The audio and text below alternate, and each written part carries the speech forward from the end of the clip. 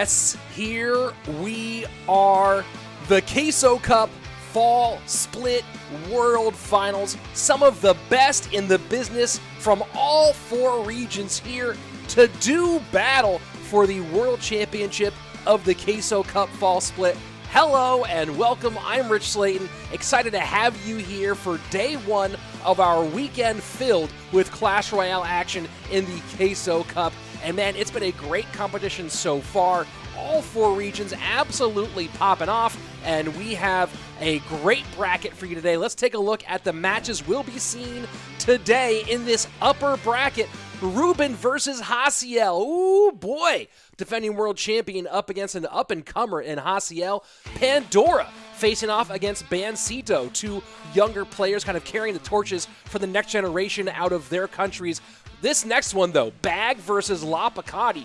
Two fan favorites going toe-to-toe in a best-of-3. And then finally, the marquee matchup of the first round, Samuel Bassotto against Sandbox, two of the top 10 players in the world, going pound for pound, bang for bang. Waiting for them, the regional winners, Higher, winning the APAC region right after winning just about everything else in Clash Royale that he could win in that month, including a Clash Royale League monthly championship. Airsurfer, one of the all-time greats, awaiting the winner of Pandora and Bansito. Lucas, the current number 2, will face the winner of Bag versus LaPoKaTi.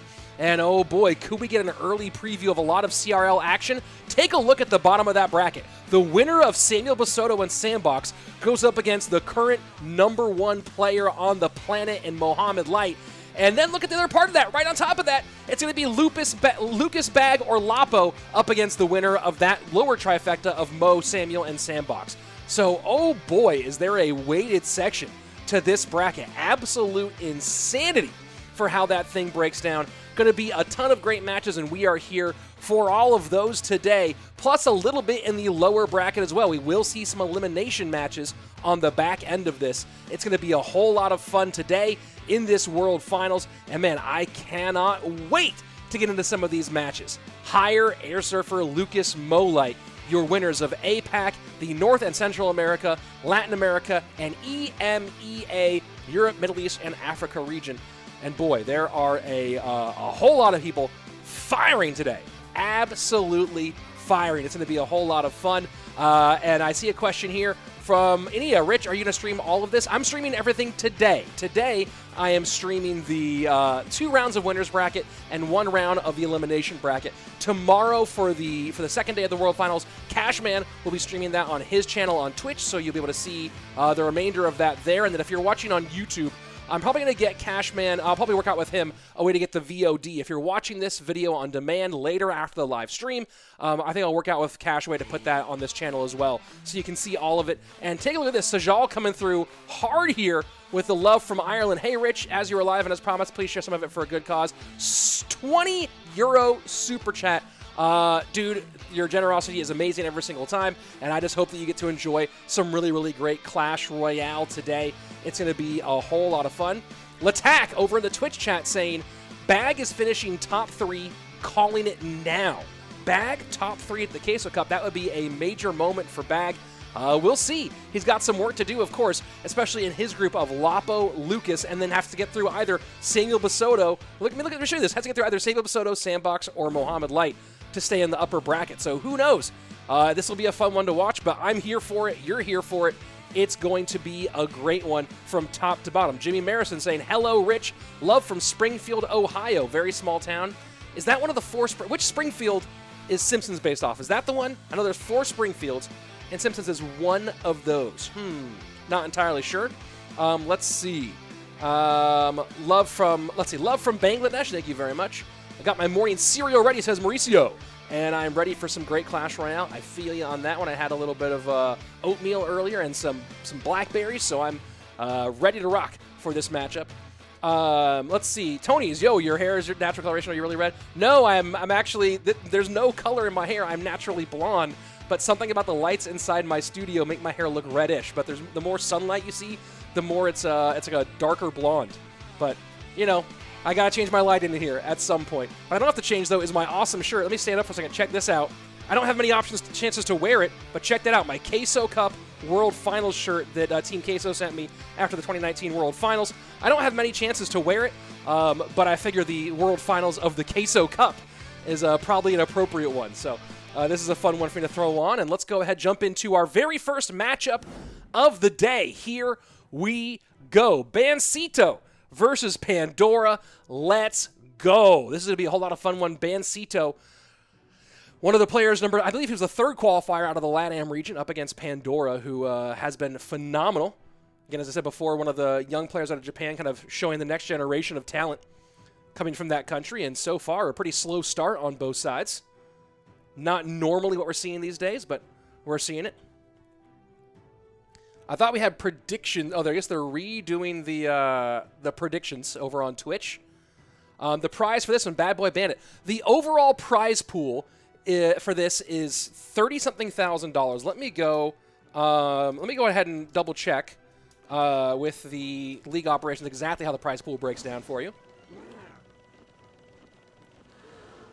And it's Inferno and Mega Minion to open. Snowball, just to put a little bit of hurt on that tower and get that Inferno Dragon chip down. It looks like to be Bowler Loon Freeze from Bansito.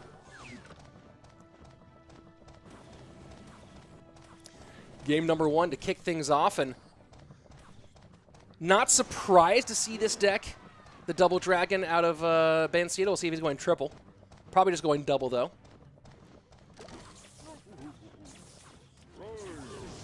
Good protection here for the Archers. Nice little NATO, but a little bit late.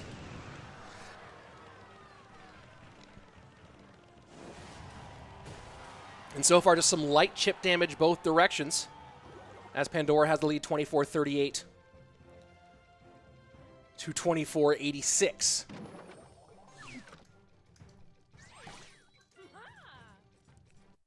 Valk's an interesting choice here in this deck from Bansito.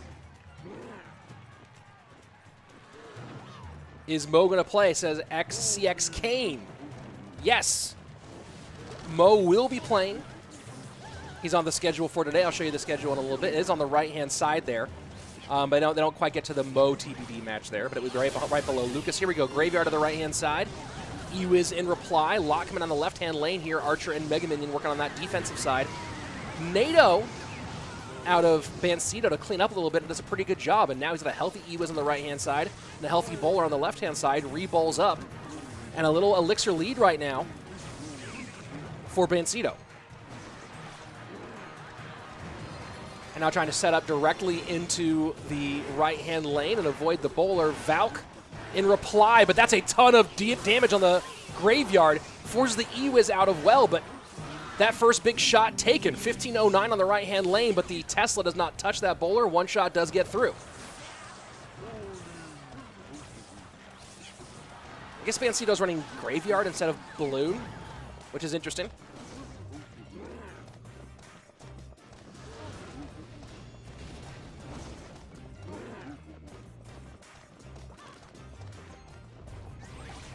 Valk for Valk. That Valkyrie at the bridge is going to get completely shredded here. And now Graveyard in. Has to fireball high, does Pandora, and somehow avoids a lot of the damage. Snowball on the Inferno. That's a really, really nice play there. He's going to eat a ton of damage but not give up the lead, or just barely give up the lead. 1325 to 1337. That could have been a whole lot worse. Nice lane switch here. Pandora does switch lanes a little bit easier than Bansito does in this one. That's a smart call on his part. Doesn't get as much damage as he would have liked. I'm going to control the Bowler with the low. Oh, interesting to go with the Skeletons as well.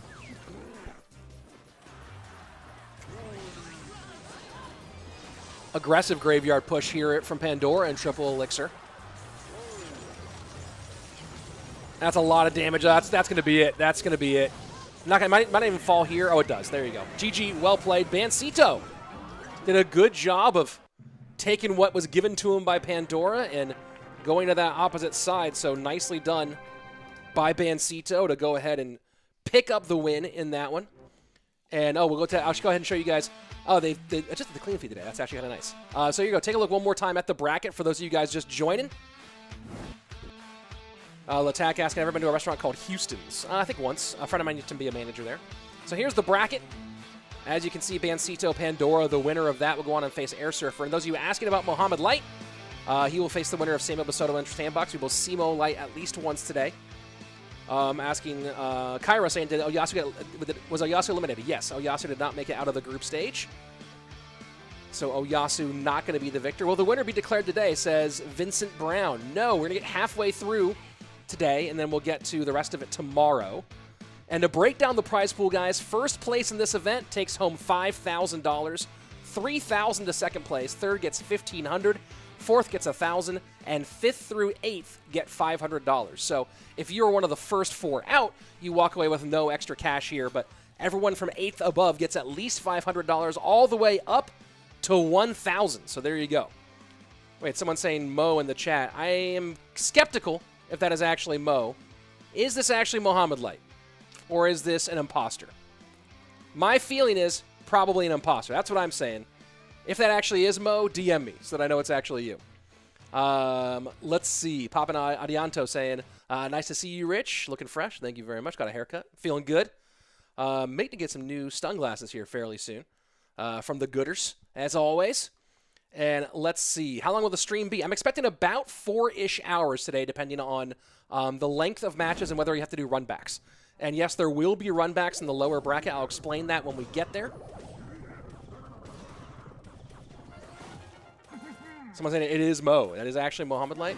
Well, nice to have the current #1 in the world in the chat here. Checking things out, maybe getting some research done on his opponents. E-barbs for Bansito. Interesting choice here.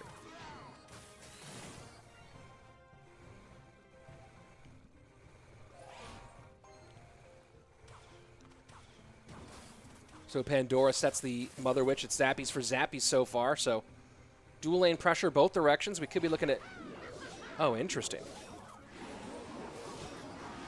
Poison is such a different card now than it used to be. You know, it's gone through so many variations, and I really like. I think I like a lot where Poison is right now. I haven't seen a lot of chat from pros about positives or negatives about Poison. It seems like it's in a pretty good spot overall. The slow isn't oppressive. It doesn't slow down the actual direct. It doesn't slow down the ability to do damage. And yeah, it is Mo.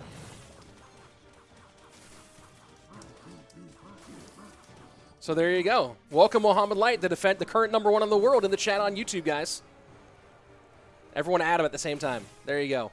Friend link, please. Mother Witch in the left-hand lane.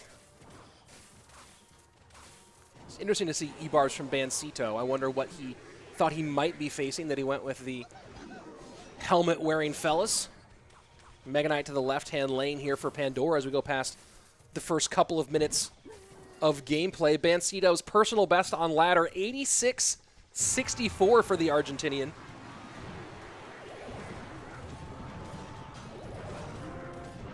Certainly rarefied air up there in the high 8,000s. Double elixir coming in, and so far the story has been all Bansito all the way.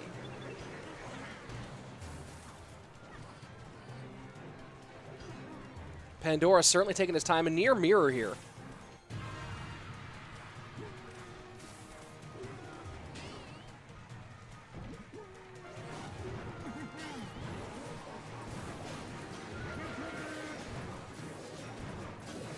This flying machine is going to be a real burden on Pandora to deal with the entire way through. And as we go into sudden death overtime, the lead begins to extend for the Argentinian player. Split pigs. Dark Prince can only work on one side. Again, the flying machine. What answers does Pandora have here? Poison is not as a relatively ineffective response, and you can see here, just absolutely brutalizing. Absolutely brutalizing. That's a GG. That's a well played. Bansito shuts it down. Shuts it down nicely.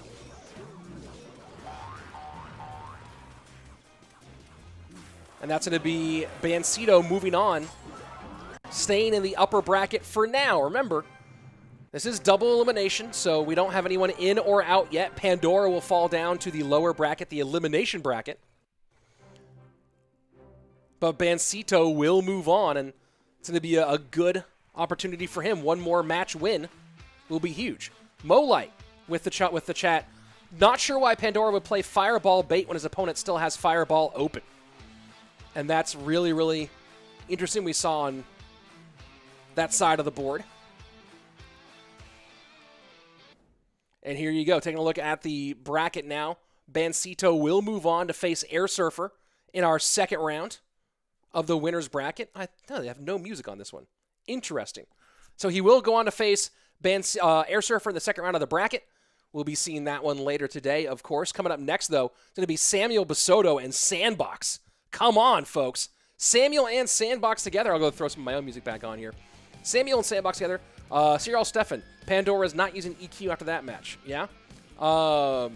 Chuckwagon explaining that, yeah, people asking why Eric isn't here. Eric is a co-host for CRL. This isn't CRL. This is the Queso Cup.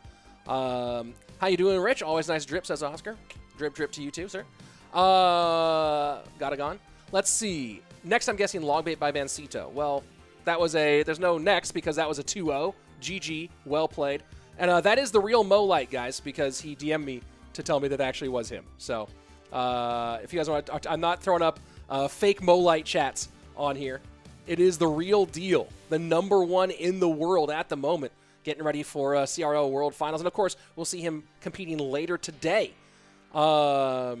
Let's see. Good morning, Rich from Hawaii. It's 5 a.m., says Kamalu. Well, man, I hope you get your coffee in you. And thanks for waking up early to join us. Rich, who you got winning it all? How do you pick? Look at this lineup. Look at this lineup. How do you pick? The music's going to die for a second here as I go to this side. Oh, no, it stays. Nice. Oh, no, I need to add the music. Hold on, I'm going to add the music over on this side. Give me 1 second, folks, so I can actually make sure that the music stays here when I want it to. There we go. Boom. Now we keep the music on. Look at this bracket. How do you pick who's going to win this? Right? I mean, what Mo and Julesy have been doing, especially without pre-submitted decks, absolutely killer. But it's not like Mo has easy matchups here. Samuel or Sandbox, and then Lucas, Bag, or Lapo, and Lucas is the favorite out of that trifecta. Obviously, like, you have some guys who are favorites to pick in this one, but this is such a high-level competition, it's hard to go, oh, this person will win or this person will win. Mateo asking, will I ever shave your mustache and beard? Maybe. I like it. I have had facial hair for, I don't know. Yeah, I've shaved my facial hair all the way off once in the last 15 or so years. 15-ish years. And that was when I got an audition for Book of Mormon. Got a call back on that one, boys. Didn't book it, but I was almost on the touring company for Book of Mormon. That was pretty cool. Here we go. Sandbox versus Samuel Basodo. Let's get it. This is the matchup everyone wants to see. Two of the top 10 players on the planet right now. Let's do it.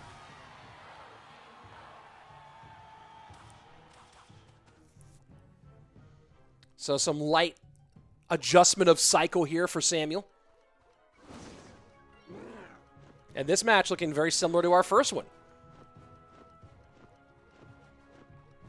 Can we be running back game #1 from our first match into game #1 of this match? And no, it's going to be the 6-man here. We'll see if he's going Pigs or Loon. I think with... Oh, Ram Rider. Silly me. That's what I get for calling a deck I don't play. Ram Rider does touch 23-14 on that left-hand lane. Samuel given the appropriate respect. Ram Rider will touch. Shout out Night Owl. More often than not. Samuel looking like GY.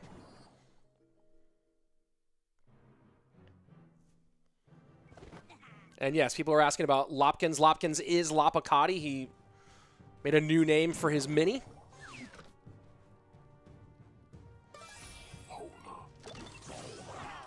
Good Skelly's pickup here by Samuel. Sandbox had to expect that.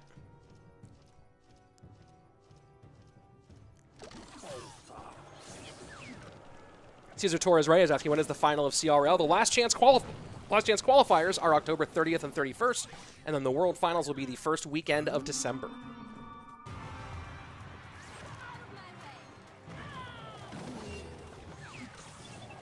It's interesting that I've always thought this is interesting about Ram Rider, that Ram Rider is played with so many legendaries consistently. Right, you look throughout the history of Ram Rider decks, and it's usually stacked with 4, 5, 6 legendaries. It's kind of nutty. Here we go. Graveyard now finally in that we're in double. Lightning at the top. That's a nice lightning there to clear out the tankage, and then the Magic Archer behind for Sandbox. So well defended. Going to be a little low on Elixir here, and that Fireball. Samuel has to respond to this Barbarian, but he can also kind of set up his next push. Three split with the 6-man. Keep an eye on that Skeletons battle with the Bandit. That's going to be an interesting thing for Sandbox trying to figure out. Doesn't have a great way to spell off the Skeletons to get the Bandit through. So he's going to get, that Bandit's going to get eaten up a lot of the times. If he can figure out one time how to predict those Skeletons or get them off right for the Bandit, that's going to open up a big opportunity for him. 1939 on the right-hand side, 1874 on the left. Fireball will go ahead and make things a whole lot closer here. Sandbox with the dual lane damage plus a slight lead as well.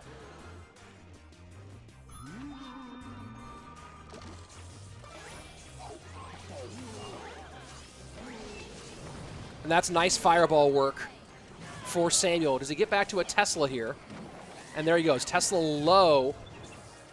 But that's going to be a lot here. The Inferno Dragon connects. That's probably going to be GG here. Snowball throw does separate, but still too much damage. Bandit does get through. And take a look at that. 164 remaining. Lightning will finish.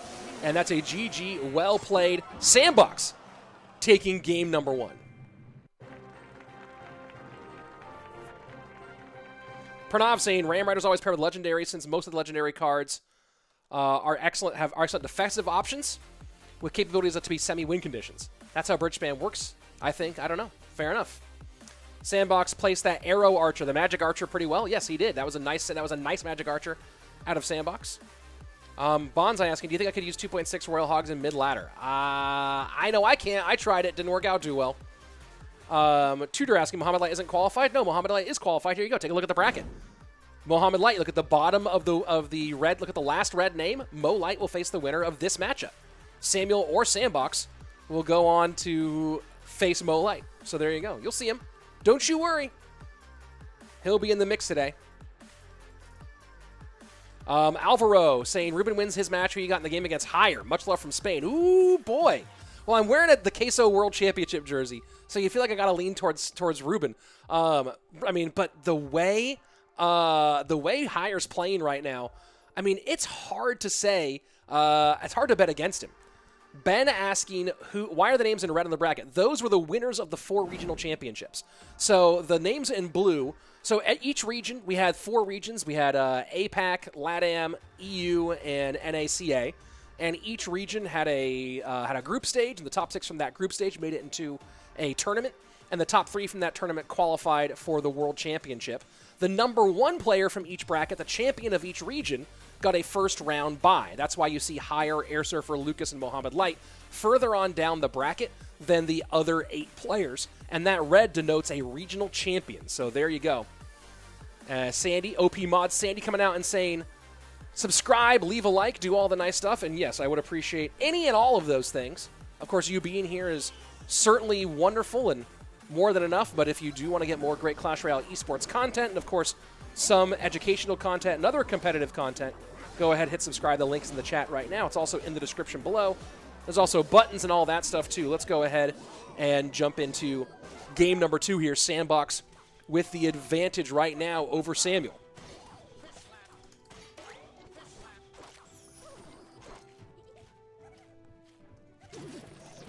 You know, they say it's kind of difficult to make new stars, but Sandbox is certainly one of those players who, in a very short time, has become a superstar worldwide in Clash Royale.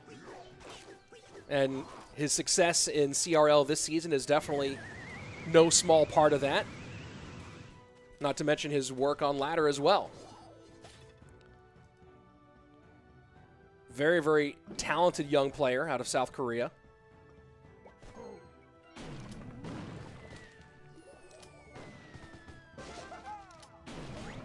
And Drill here is an interesting choice. You don't see a whole lot of Drill these days.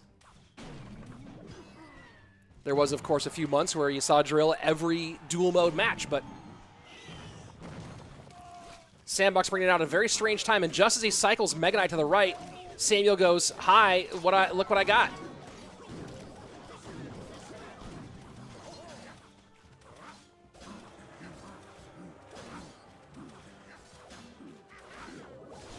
This is a fascinating choice. I need to go back and rewatch that and the Loon behind all of this. MK Loon Drill for Sandbox here. I think that Loon hits too. Yes, it does. So what looked like a match that was going to be dead in the water for Sandbox, an easy dub for Samuel, suddenly has become competitive.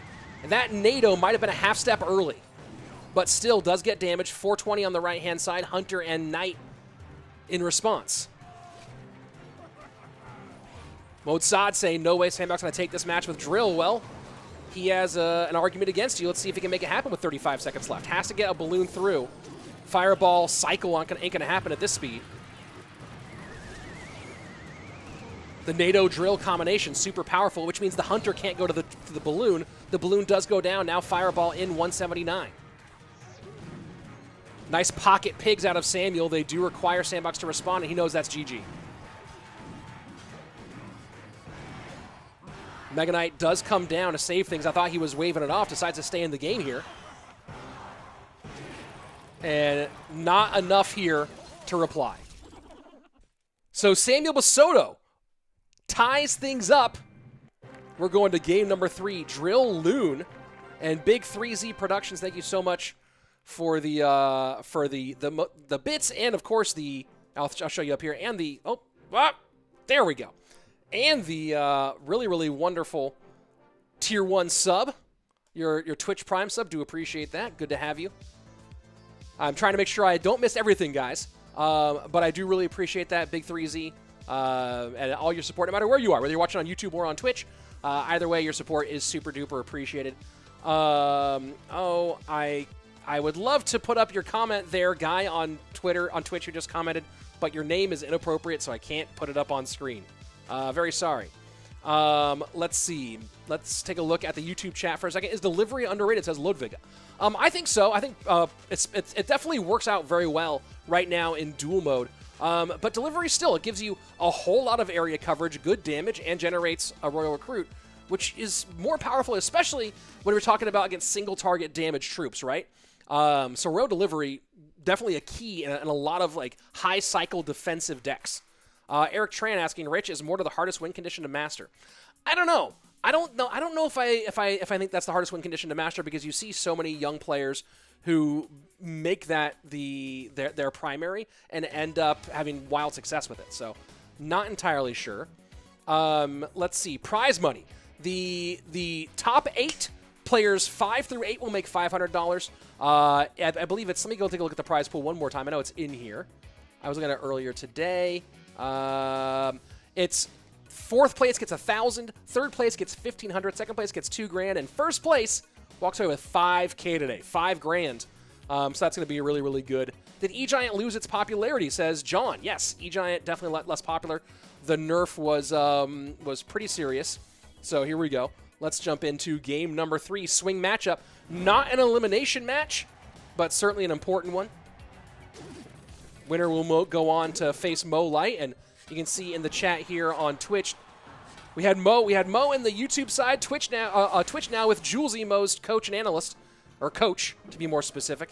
And man, that's going to be an interesting match no matter who Mo pulls. You can see both those guys certainly watching this one closely to start making deck prep choices based on what they used here and of course what they think for the next one.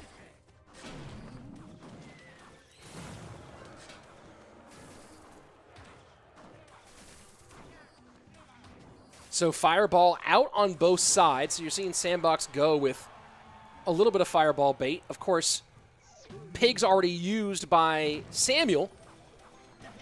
So Sandbox here with the Mortar out and the Valk out and the Fireball out. Sandbox going with Royal Hogs here. Nice choice for him.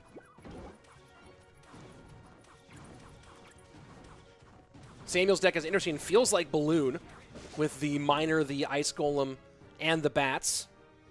Zap plus E-Spirit's an interesting combination. 2 different stun combos. So we'll see if he is going Loon. Mortar to the left-hand lane. Pressure in from Sandbox. Cage to pick up. Sandbox personal best on ladder, 87.54. Best finish, 5th. Samuel, of course, has a pile of phenomenal finishes on ladder.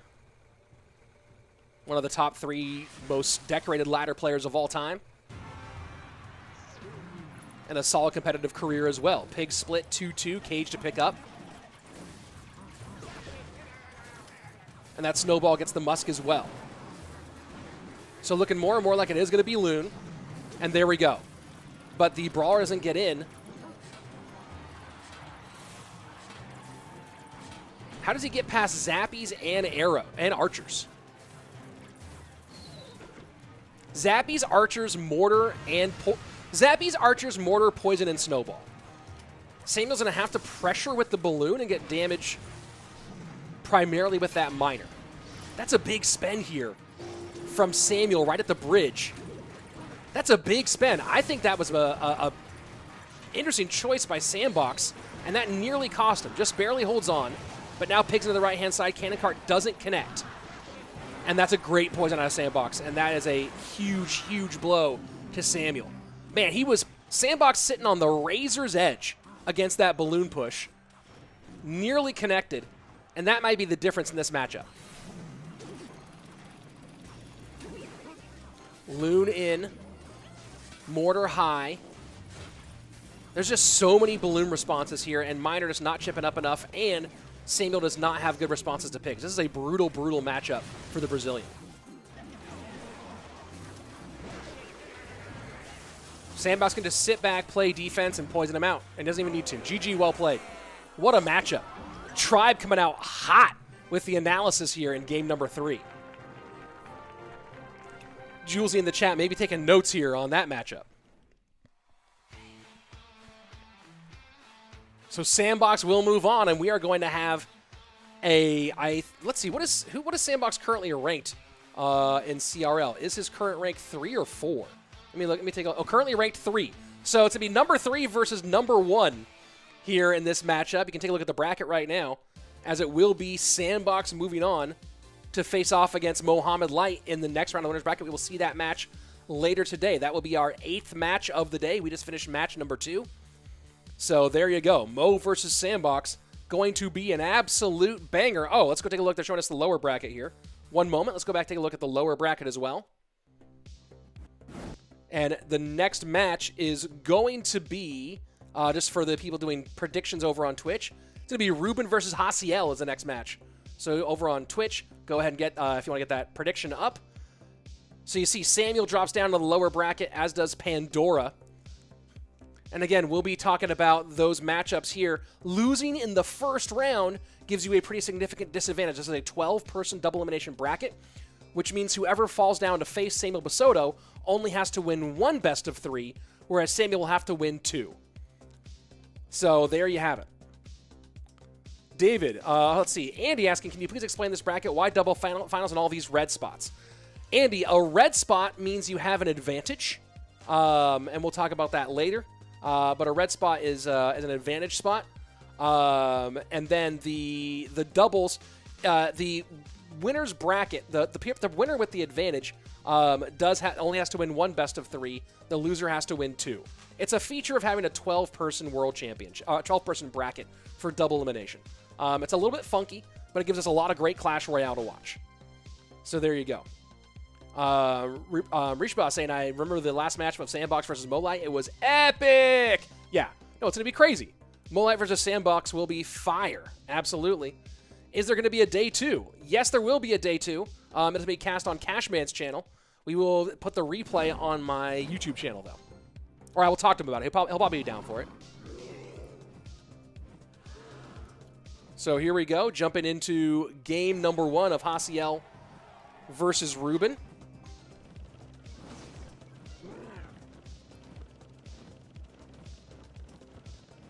Why am I not able to mute my music? There we go.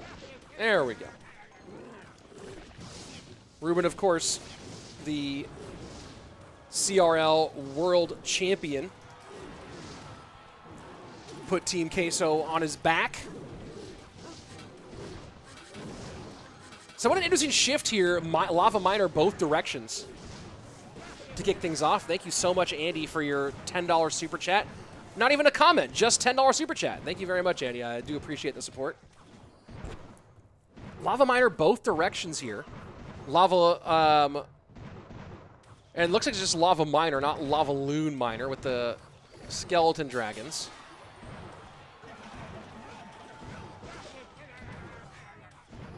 Arrows variant for Ruben. Curious to see he's running barbs in this first one. It does give Craig one more piece of Fireball bait with 2 other Fireball bait cards in the deck, but I prefer the guards version. And you can see Haciel is running guards in his variation. Haciel personal best on ladder 88.76 for the young player out of Mexico. I first encountered him in the, I believe in the ESL Mobile Open, the first season of it. He's currently in the fall split. He's he won that fall split back in June, #1 in the region. And it was hard to evaluate him off of that ESL Mobile Open because the competition was a little bit sparse. But then he went from there to just kind of crush it everywhere else. And he has been on his game since.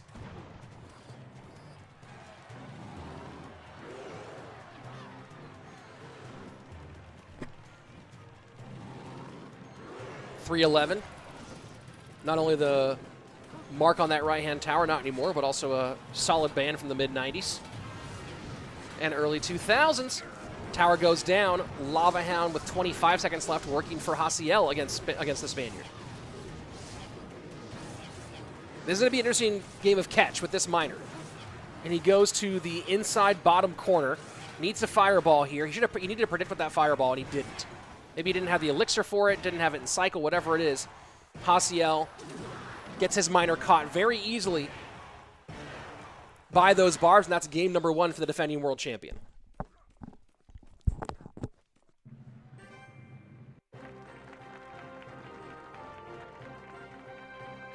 Very, very nicely done.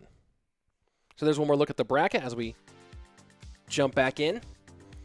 Who do I think will be the first player to 9K? Man, they're getting very, very close, aren't they? Lava Miner versus Lava Barbs. Yeah, I think there was pretty 95, 99% sure there was miner on both sides. That was a nice little GG here. Yeah, Haciel needed to go with miner fireball in to get that right hand side to get that tower down. But whether he didn't have it in cycle or didn't have the elixir for it, either way, doesn't Haciel, and Ruben ends up holding onto that tower. So very, very well played for Ruben. It's kind of why I don't like barbs in this in that deck right now, because you can miner fireball and get a huge ton of damage and a positive elixir trade on that on top with the fireball for the barbs, not with the miner itself. So really curious about that choice, but Ruben's one of the greatest of all time, and I'm a caster. So if Ruben feels like if they felt like barbs was good in that matchup. Now the curious thing there is, does that mean that they're saving guards for a different deck? Right? That's what I'm wondering about. Guards are pretty strong right now. They're definitely having a good spot at the moment. So we'll see if Ruben works guards into game #2 or into game #3 here, if we do end up getting that far, of course. Ghost and Santopi saying, I want to see Airsurfer. Don't worry, we'll see Airsurfer today. For sure. So that'll be fun. Red spot is the seeding spot, says Arishba. Yep, let's go ahead and jump into game #2 of this one. It is Ruben with the advantage, having won game #1. We'll see what his deck choices are. Does he work in guards in game 2? Is that why he was playing the barbs in lava in game #1? Only time will tell. And we're here for it.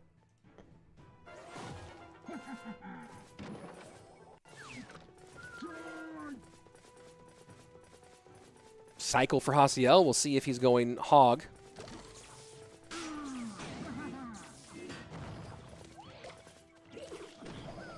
Mauricio saying interesting play, maybe saving guards to match up against Haciel with Graveyard, possibly.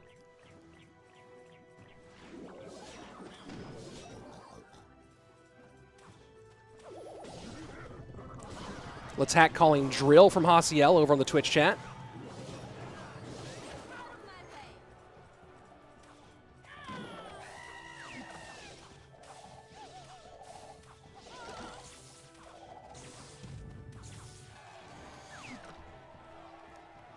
So nothing serious in the opening moments. 24-90 to 24-62 as Ruben sets up Bandit on the right-hand side. Haciel did qualify for the LCQ. We'll be seeing him there in CRL. Nice little King Tower activation there. Out of the 41st ranked player on the season with 450 points. So Haciel in the last chance qualifier. I don't remember. I need to go ahead and maybe find that picture from Royale API. What group Haciel is in.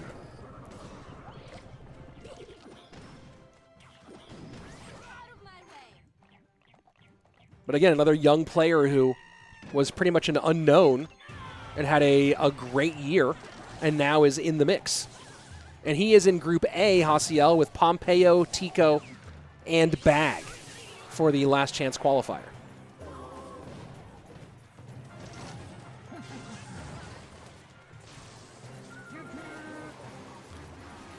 What a weird choice and a weird deck out of Haciel.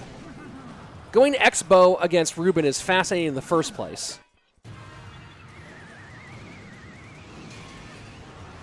Going with this X-Bow deck is insanity.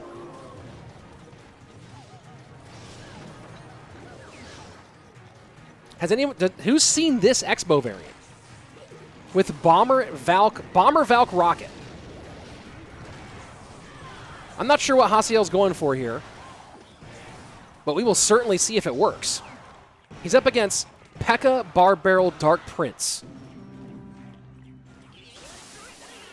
which makes things a little bit crazy. John's never seen an X-Bow deck like this. Fun with Lego calling it Bombo. That's actually really funny.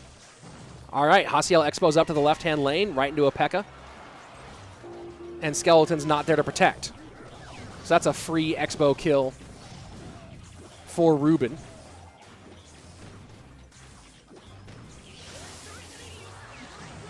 Pro Noob hoping it works for Haciel. We'll see. This is fascinating. He can lock down. Look, he has X-Bow, has Tesla, Log, and then the NATO, of course.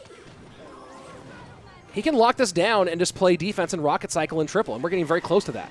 Does he get the Ram Rider here? Yes, he does. Huge. Absolutely huge. So Rocket Cycle starting here for Haciel. The bowler does get, or not the bowler, the Bar Barrel does get in time. The Mother Witch going to make things really hard here, and that's a nice high Valk of Haciel. You want the Skeletons against that P.E.K.K.A. Mother Witch makes that very, very difficult. Good poison. And we are still very, very tight. Rocket NATO Log beats out poison. We're talking about spell cycle, so Ruben trying to figure out the math here with 41 seconds left of how he creates enough damage to beat that out. I think Haciel takes this. I think Haciel shuts this down. Interesting that he goes Rocket to the Saint into that same lane where he didn't have damage yet, but decides to make that call. 18:28 is the mark, 25 seconds left. Ruben needs to break through once. Needs one big, big way to get into tower. Has to happen fast. Haciel can really stack Teslas here, and he does. Mother Witch behind. Ruben has to stop that Valk, pulls the Valk up high, 10 seconds left. This is going to be a win for Haciel here. What a performance. Ram Rider trying to beat that out. Poison in. The NATO stops it, and that's a GG. Wow. That Ram Rider nearly broke through for Ruben.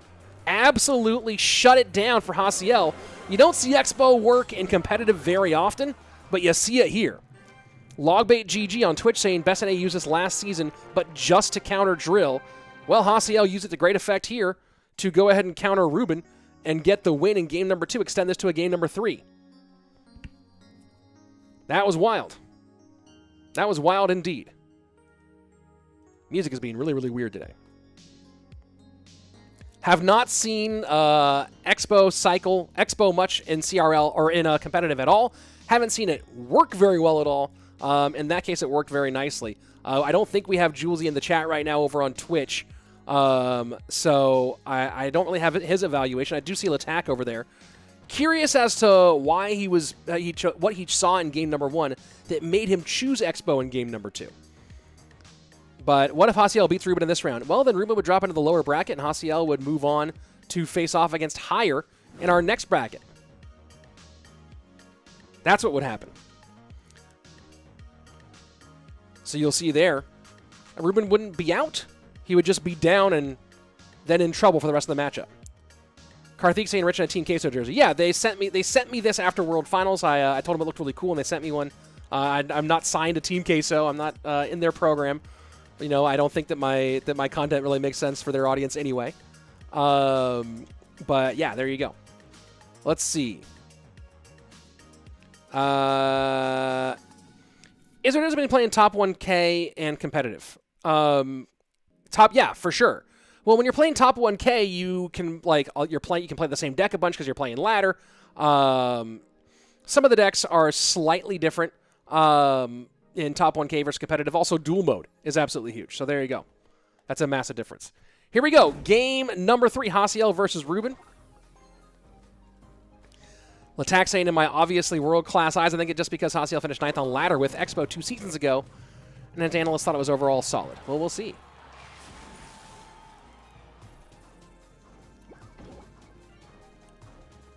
So interesting stuff from Ruben so far. Ruben does like Loon a lot, but Miner's already played. Has anyone used Wizard today? Asked Gus. No. We'll see if it happens. My bet is if it does happen, it'll be bag. Alvaro Jimenez saying, Rich, you do fit Team Queso's audience. Is Team Queso's audience into non-Spanish content? That'd be cool. I like Team Queso a lot. They're cool people. Ruben may be running a mini P.E.K.K.A. Hog variant. With Log, Fireball. Magic Archer is the weird one here.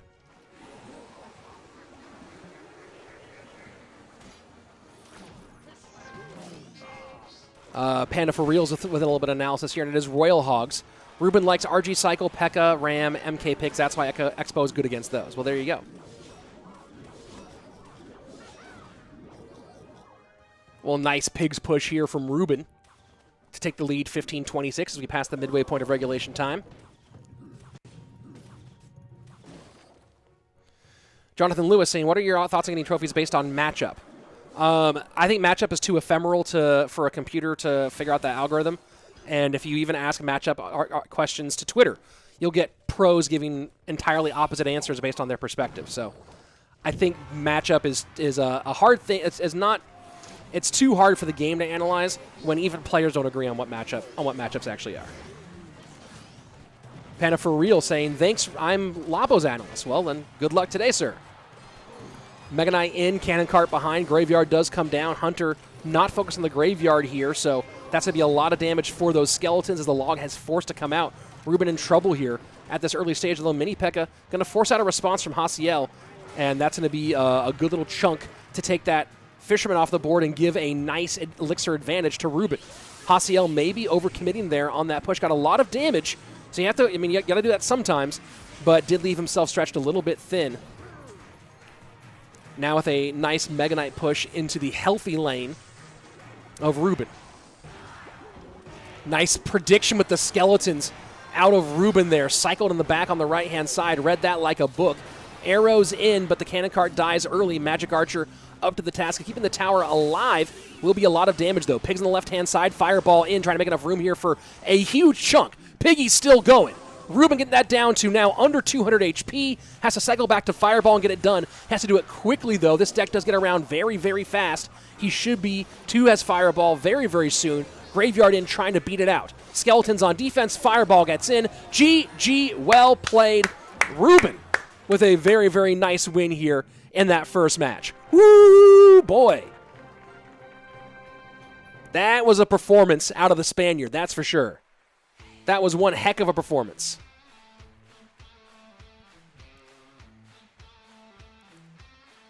Attack with the Ruben Holy over on the Twitch side. I think we're pretty excited about it. Some GGs here in the chat. From Fireblade and Lex, and there you go. That's going to be the bracket situation as we move forward. Ruben versus Higher.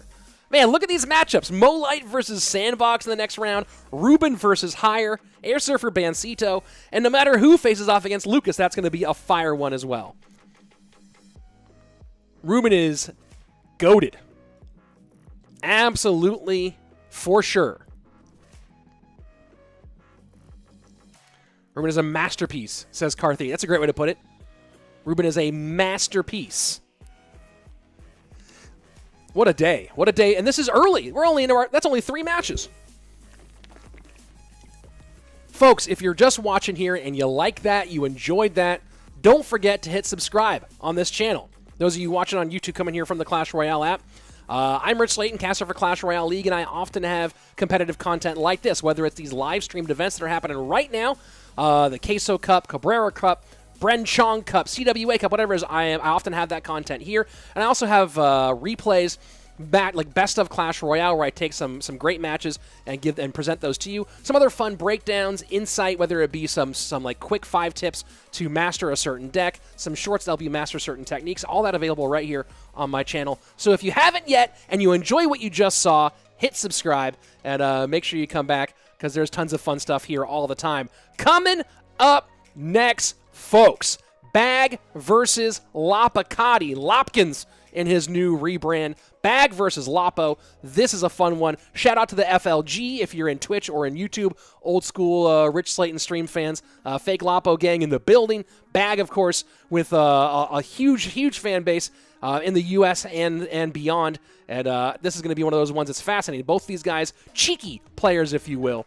And I'm very, very excited to see the two of them go head-to-head in this one. And, of course, the winner of that is going to move on to another great matchup against Lucas. So let's go. The status quo saying Magma is analyzing for Lapo, but they're a new partnership and Bag is built different. I think he takes it.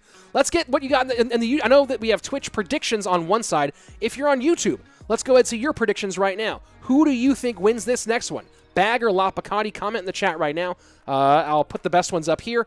Give me who you think wins and why between these two.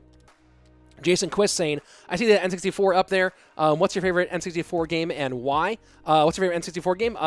Probably WWF No Mercy that came out in like 2001 or so. Or 2000. I played a lot of those WWF games. Here we go. Game number 1, Bag versus Lapo. Alvaro Jimenez saying Lapo on his side. Mark Littlewood with the vote for Bag. Unikitty with the vote for Bag. A lot of people. Modsad saying Bag. 3v8i saying Bag. A lot of votes for Bag here. Not as many for Lapo. Fake LaPoKaTi coming in saying it's obvious because Lapo is daddy and never loses. Well, we'll see. Lapo going Ram Rider open. Mauricio saying that Lapo can't build Bag's decks. He's unpredictable. Well, it was pretty predictable here. Pretty simple in game number 1.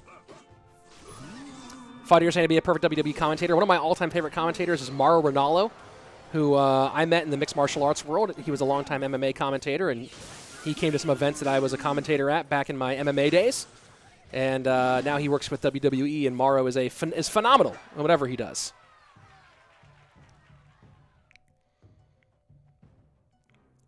So opening salvo from Bag is pretty dominant. 1850 remaining on Lapo's left-hand tower. Lapo, of course, if you want to go back and watch old school Clash Royale, Lapo's first season with, at the time, Immortals in CRL was so much fun to watch.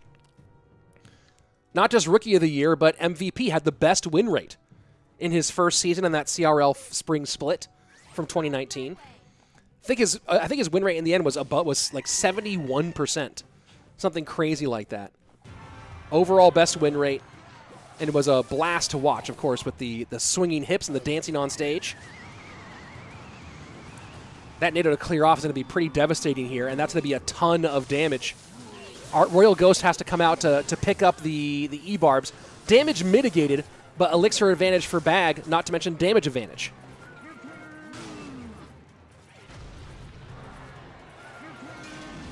And it is Golem from Bag. And a good lightning from Lapo. That's going to be a nasty counter push here with P.E.K.K.A. and Bandit. Bandit might get killed by the bomb. Oh, no, still 1 HP Bandit. So now P.E.K.K.A. Ram Rider opposite direction. Do we see a low Electro Dragon to slow things down? No, we don't. Snowball in, and that's a nice King Tower activation out of Bag.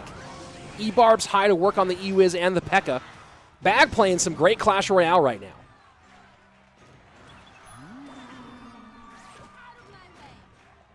Ram Rider in. A Lightning would basically finish this thing here, and it does. Ram Rider down. Another good NATO. Bag controlling nicely with the NATO. That's 2 situations where he could have been in a whole lot of trouble. 2 elixir advantage for Lapo at the moment, but the damage lead for Bag with 1238 on Lapo's left-hand tower to the 1734 as we have 90 seconds left in this match, or in this game.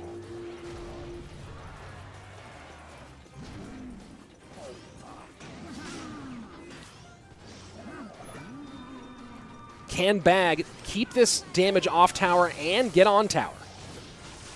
That's going to be a hard thing to figure out for him. Does stop this damage here. Lapo trying to stack. This bridge battle is fascinating. Second Magic Archer down for the Belarusian, but a nice NATO. Bag's NATO play has been good in this one.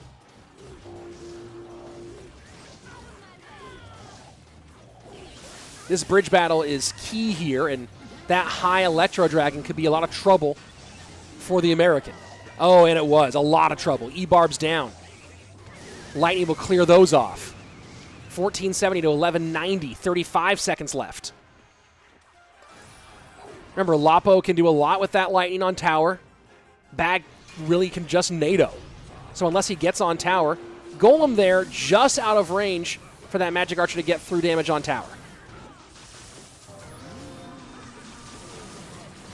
I think that if Bag prevents... Oh, and that Lightning trying to win the bridge fight here, that's going to be it. That's going to be it. This Ram Rider's not getting through. Lightning's not there to help. NATO to hold. Magic Archer not lined up. And Bag with a great game number 1 here and a huge win over LaPoKaTi to take the advantage in this match. What a strange, strange matchup. And it really felt like Lapo could find a way to shut it down and get Lightnings on tower, but in the end, Bag forcing the bridge fight, knowing he had to keep those Lightnings off tower. Ram Rider doesn't really get through. There was a couple nice NATO plays, a nice set of E-Barbs, and Bag holding on for the moment. And one more win, he'll move on to face Lucas in what will be one of the biggest matches that he's played in front of a live audience. Mauricio saying Bag not playing any big spells gives him a huge advantage in Game 2 and Game 3 if we get there. Yep, that's absolutely big. Fun with Lego, the only skillful Golem player I've seen. I've seen one other. Former teammate of LaPoKaTi's, in fact. He was very good at... Royal was very good at Golem in his time. Alvaro saying, Rich, who's the best CR player of all time? Such a hard question. You have to evaluate. Like, there's so many things to evaluate. I can tell you, like, there are definitely some people who are certain Hall of Famers, but the best of all time is really hard to call. David Noriega saying, well, I thought Bag was going to lose for sure. P.E.K.K.A. is hard counter to Golem. Not in that one. And it was a nice job for Bag to get on tower here. A lot of different votes here. People saying Royal was... I'm not going to get into that, actually. But I saw Royal make some great plays with Golem in CRL, which you didn't see very often. Ruben saying... I miss watching Lindsay in competitive. He was so good. Lindsay was a lot of fun to watch, that's for sure. Here we go. Game number 2. Bag with the advantage. One more does put him through to the matchup against Lucas. And here we go. Does anyone here use Ice Wizard? I'm sure they do. Bag getting aggro early here with the Miner and Log both played. Let me kill that music here. Mortar Log against Royal Giant. This should be advantage Lapo. Interesting call here from Bag to go Royal Giant in game number 2 when Lapo had Mortar Cycle available.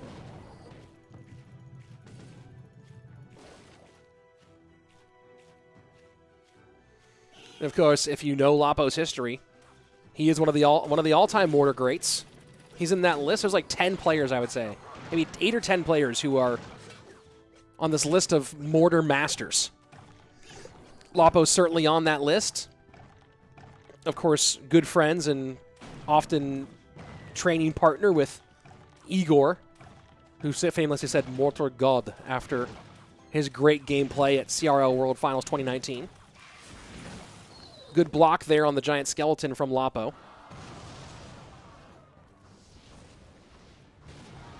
Fun with Lego saying that Lopkins has E-bars, I'm telling you. We'll see, maybe.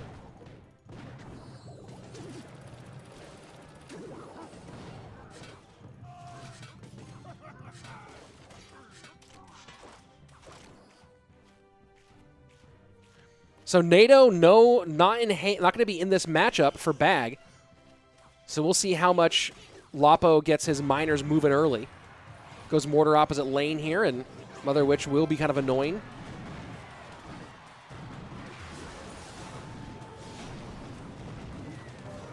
So far, back to a good job, and here comes the E-Barbs. So nice prediction in the YouTube chat from Fun with Lego.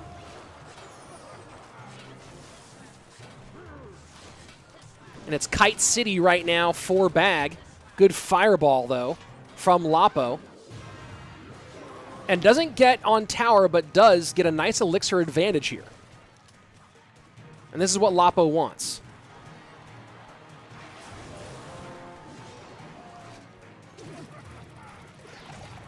Miner into the back, E-Barbs to the right-hand side, or E-Barbs to behind, picked up by the giant skeleton. That's a lot stacked. A good use of Electro Spirit, though. The log maybe not necessary for, or maybe having both of them. I guess the Electro Spirit was more to stun and the log to clear. 1171 to 1368, Mortar down for Lapo. And that's a great play by LaPoKaTi to get the E-Barbs down right on that Mortar, as Bag's been playing that RG into it every single time.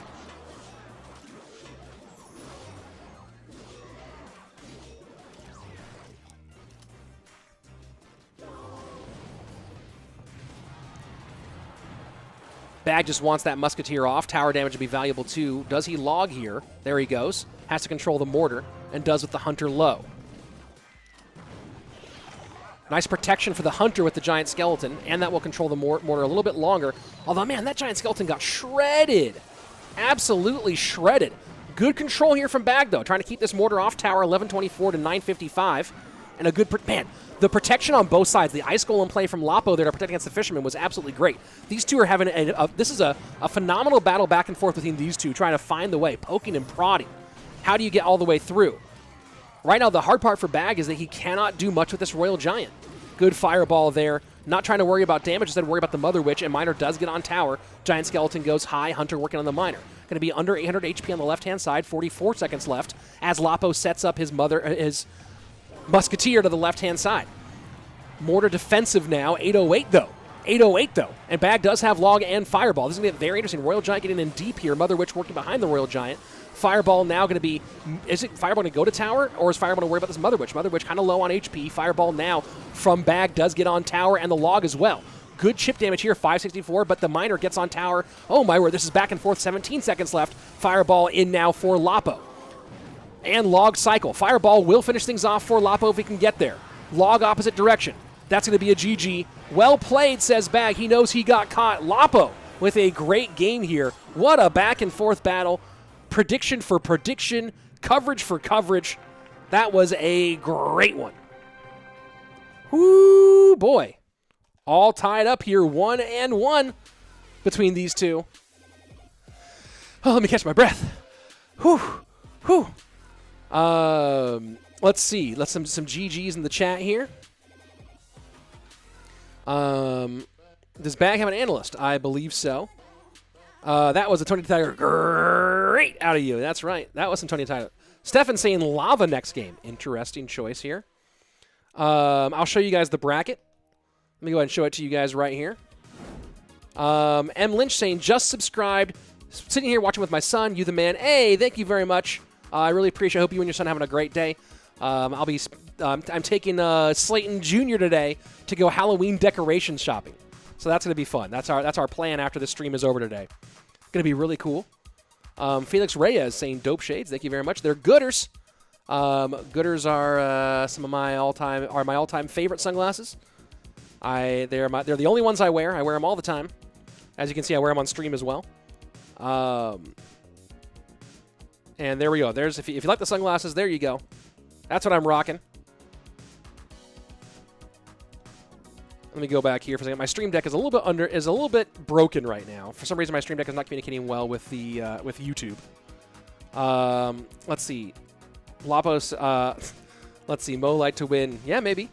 Latax saying unless I'm completely just wrong, Bag rarely has analysts if at all in these types of events. He prefers to work alone.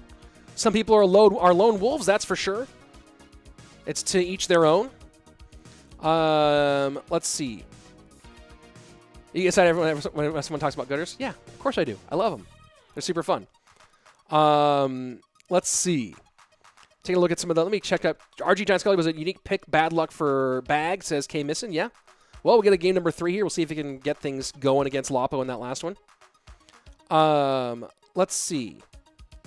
I wonder if I'm able to share with you guys the actual bracket. Give me a second here, folks.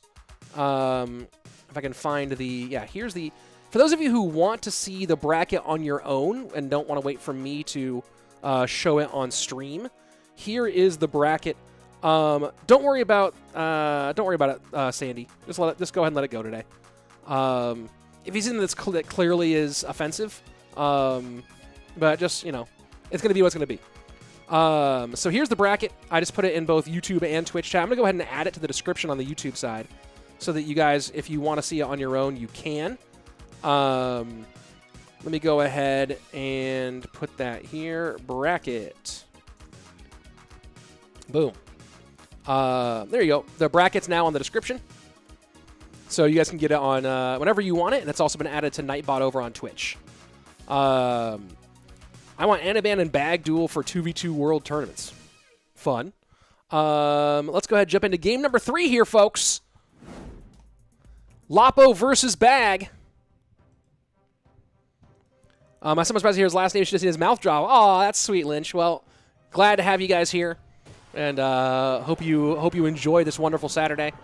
And again, with Cashman, even more fun tomorrow with Cashman for the culmination of this event.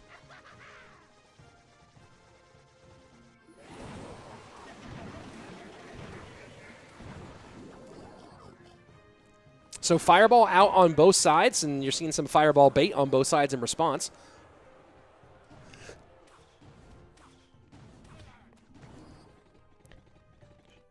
Is it pigs for Bag?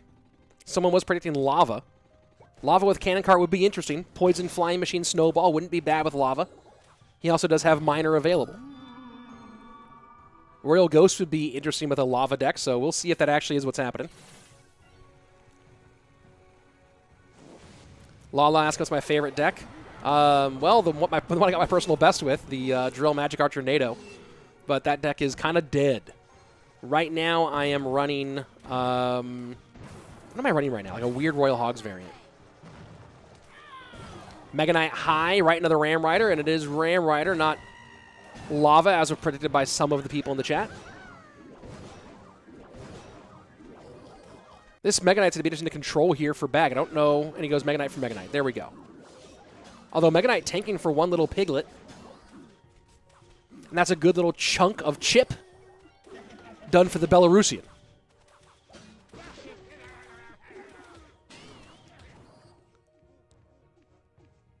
Bag will be appearing in the Last Chance qualifier in the same group as Haciel, finishing his season in the 40th position.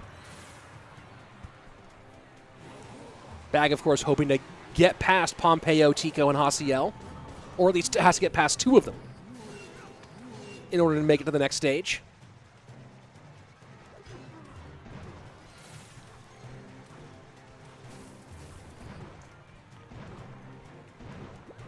Fireball not being available makes this Flying Machine a great call from Bag. That's one of the questions. We've talked about it a little bit on the stream before. The one weakness I would say currently in duel mode is that there are certain cards that are just abusable in duel mode. And Flying Machine's one of them. People have to adapt to it. but no lightning, no fireball. Probably poison for Lapo. And poison not the greatest response to Flying Machine. You're going to see this a whole lot. And he has to. He has to go ahead and poison high in the middle here to get the Flying Machine and some damage there. We'll get a Zappy as well. But now look at the insane pressure on the right-hand side. Bag going to snowball this. Ram Rider should sneak through for one touch, and it does. 1978 remains. Mega Knight deep in enemy territory, though, with that graveyard push. Zappy's in. And does he poison here? And Lapo decides to hold off, knows that Flying Machine's an absolute menace.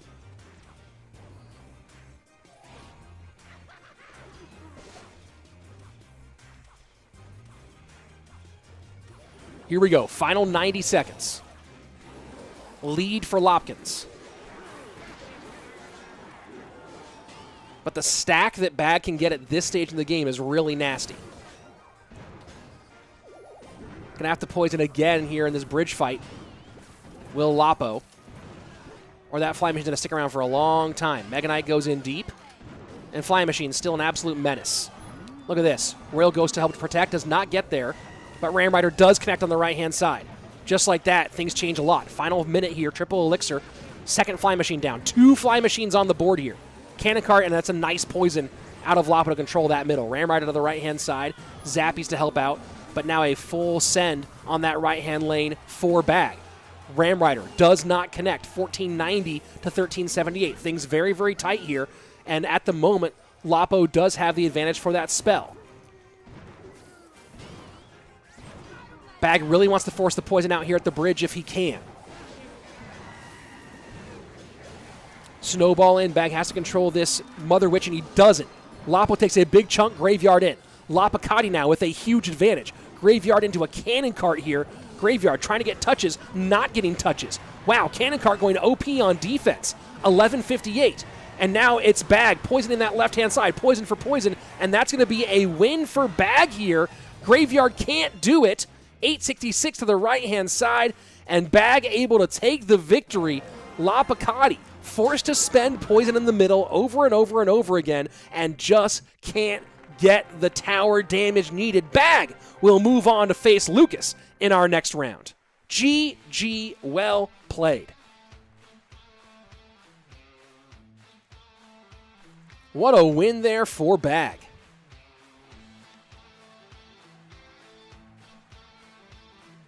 Those of you who are Lapo fans, don't worry, he's not out, just down. And let's go take a look at the bracket actually here for a moment. And there you have it, the upper bracket. It will be Higher versus Ruben, Airsurfer versus Bansito. Bag will take on Lucas, and a great matchup, number 1 versus number 3, Molite versus Sandbox. What a crazy, crazy matchup that's going to be.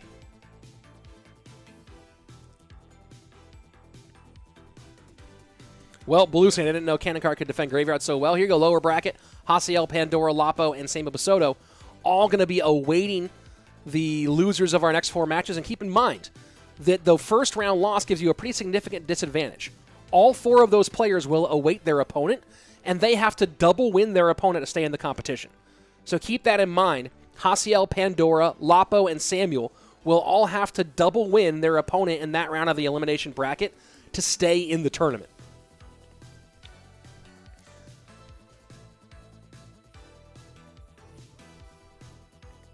Let's see. Umut saying, hey, Rich, how can I get your glasses? How can you get my glasses? Well, Umut, I have the answer for you. You're going to go ahead and go to, please hold. I need to make a, since my Stream Deck isn't working, I need to make an actual, like, sheet. I might make a sheet here for all my links, because Stream Deck has been failing me.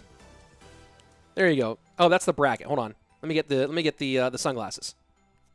1 second. When did LaPoKaTi switch his name to Lopkins, says John Kennedy. Well, Mr. President, it was when he needed to redo his account for CRL 2021. That's when. And there you go. There's the gooder. There's the gooder link. I'm gonna go ahead and make myself a document for all these links, because it has been real annoying to have to go back and redo it over and over again. Let me see if I have a Streamlinks doc already, and I'll get that going here in a second.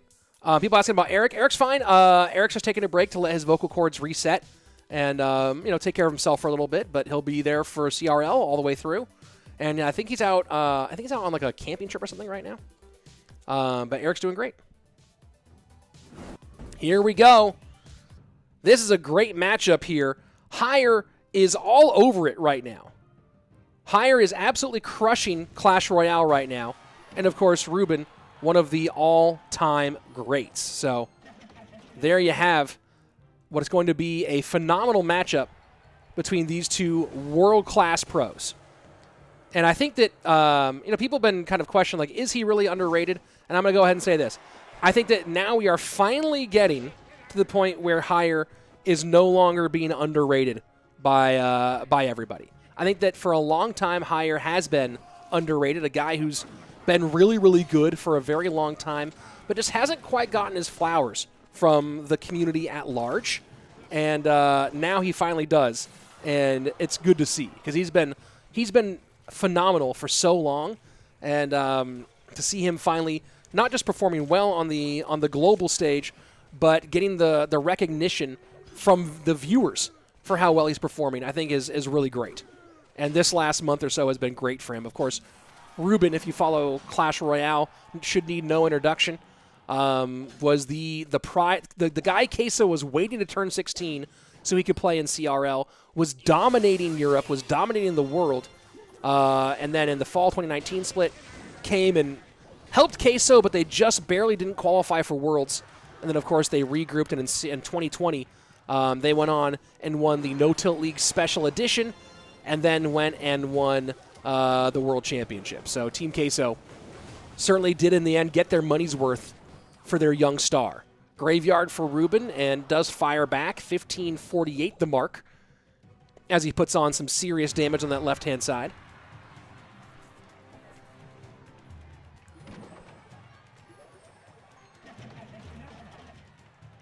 And seeing some different people calling for who they want. Dylan for Higher, Alvaro for Ruben. Maddie saying Ruben's hot, not going to lie. All right. Desperado saying Higher is OP and not underrated.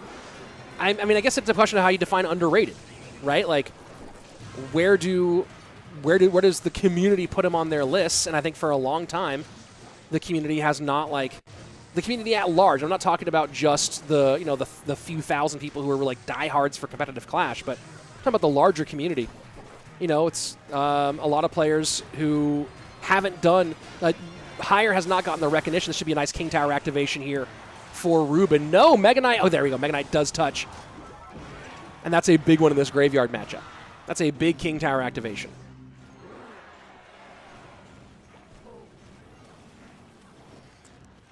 Why does CRL have a limit on age? For a number of legal reasons. There are a number of legal reasons why you want the minimum age to be 16. And if you talk about underrated, here we go. In the Twitch chat, No Johnson CR saying Higher is the only person here I haven't heard of. Shows that he is underrated in the community. Absolutely.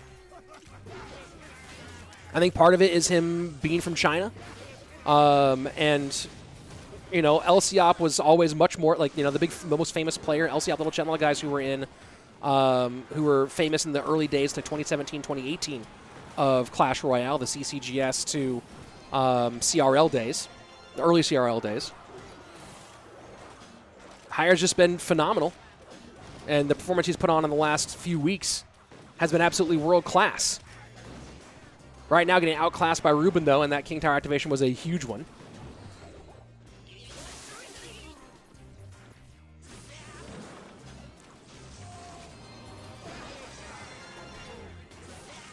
But I will say that while Higher has been underrated, I think he's underrated no more. Although there's a nice little win here for Ruben in game number 1. Really difficult for Higher to break through after that King Tower activation. Fisherman made that a nice matchup for the Spaniard. And that's game number 1 going to Ruben. Let's see. Let me put some music on. Lord Baylor saying, I remember Lil Chen and Music Master, LOL, yep, for sure. Mateo saying Higher is hot. Man, people are thirsting on some Clash Royale players today. Hey, you know what? I'm here for it. Who are your Hall of Famers in CRL? Says Mike Bibby 163. Mike Bibby? Are you a Kings fan, Bibby? Or is your name Mike Bibby? you a Kings fan? Because I had season tickets to the Kings growing up. I had season tickets to the Kings back when they had the old uniforms, and Mitch Richmond was the star. Right? I'm from back in the olden Polonese days. You know what I mean? Old school Kings. And then I was there. I was a senior in high school for the Western Conference Championship against the Lakers. The Bibby, Peja, Vladi, Weber, Doug Christie, Bobby Jackson coming off the bench, 6-man, Scott Pollard, young Hito Turkoglu. Come on, boy. That's my team right there. That old school, that Bibby era. That's my NBA team. Oh, check this out. Hold on. Wait. All right. I see you, Hugo.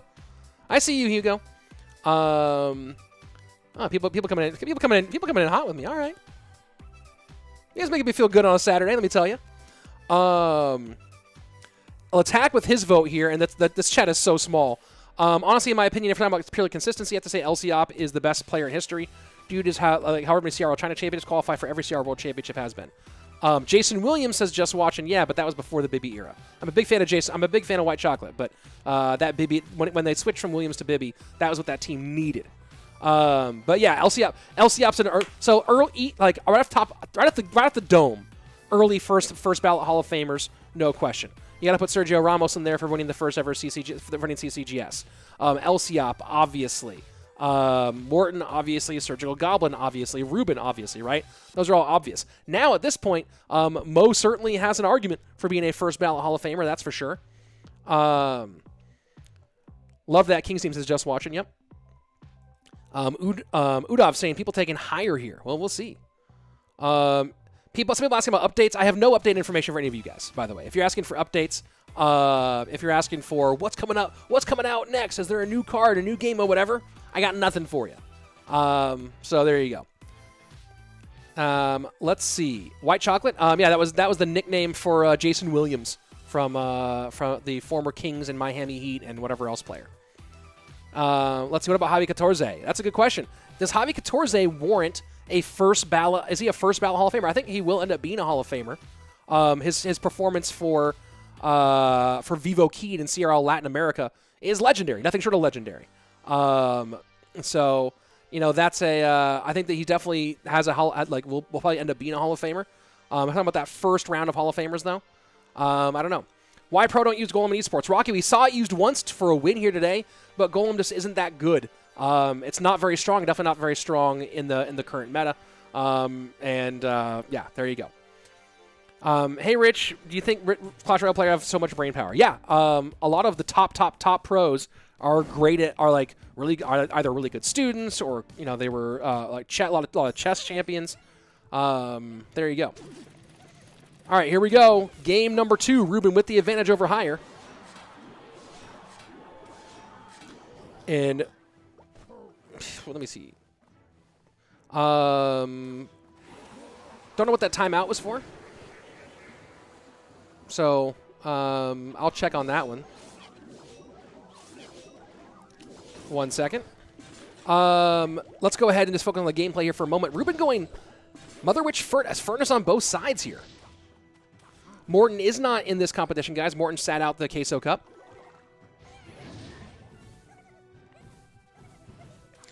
An E-Giant for Ruben. Well, certainly going unpredictable here. That's for sure. We have not seen a lot of Electro Giant lately.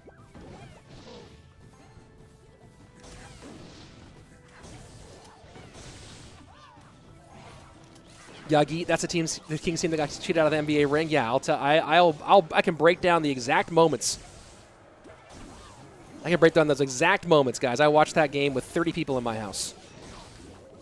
Right now we got over 1,000 between YouTube, about 1,200 on YouTube it looks like, and on Twitch another 183. So we got a lot of people here for this one, and well played for hire, and he just got absolutely dominated here.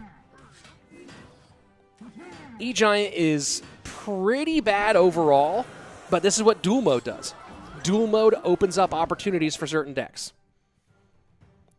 Tunfeng saying higher uses Furnace a lot. Maybe that was the read here out of Ruben.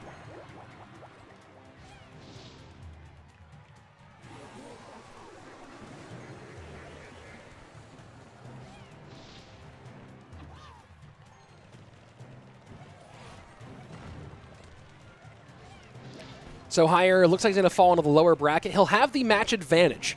So just to break this down, when we go into our lower bracket later today, the players who made it to this round and dropped down only have to win one best of 3. The players who lost in the first round of the upper bracket, they have to double win.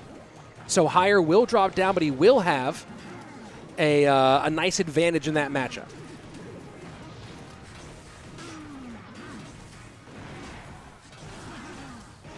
And this was just an absolute shellacking in this one.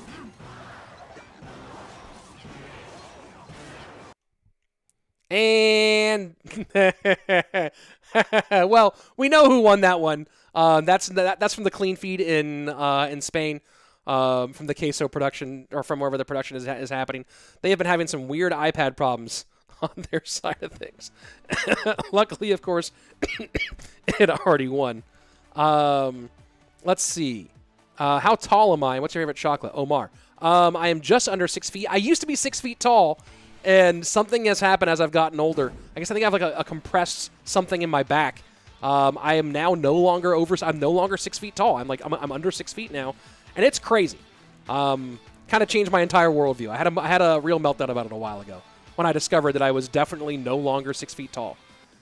Didn't know that would happen to me in my 30s. My word. Here we go. Looking at the bracket. Ruben will move on to face the winner of Airsurfer and Bansito. That also guarantees Ruben a top 8 spot. So Ruben going to win at least $500. We'll probably see him win more, but he has to get through the winner of Airsurfer versus Bansito. So they're taking a look at that one on that side. Raiden asking my PB. 6606 is my personal best. I'm okay, not great.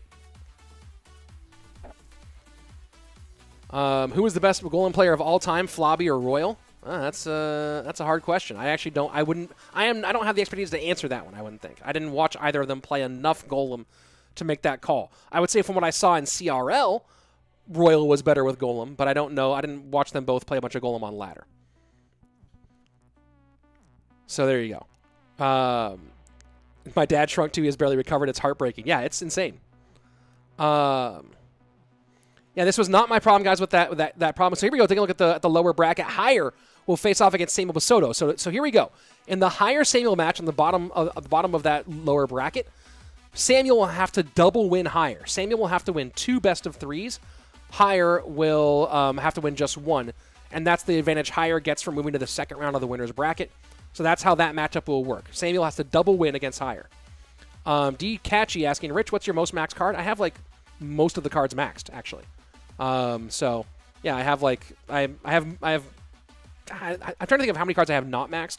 Is probably a better question, but most of the cards I have maxed by now. Addy up saying, I think Morton is the best player who hasn't won anything, and in general, thoughts. Yeah, Morton is.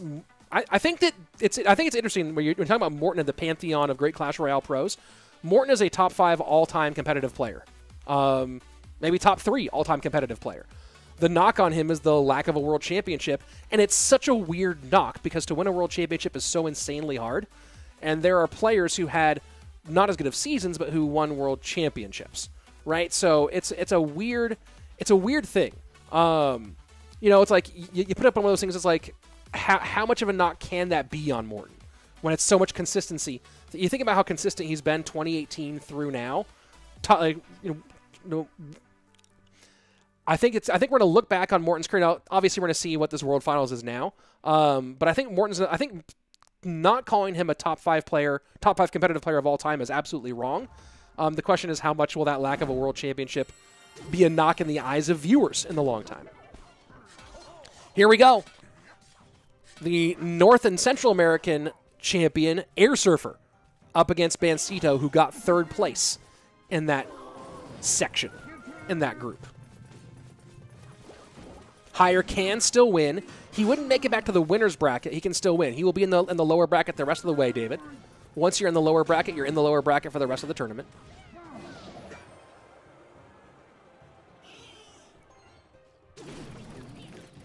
Morton Light Barkley. Yeah, I was gonna make the Charles Barkley comparison, but the audience is pretty international, but maybe they would get it.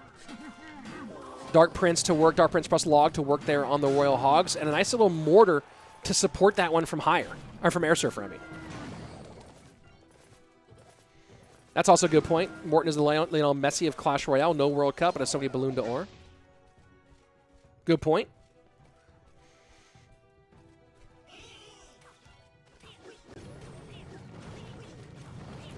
There will be a second day to answer Fidel's question. Miner to the outside here for the young man Bansito.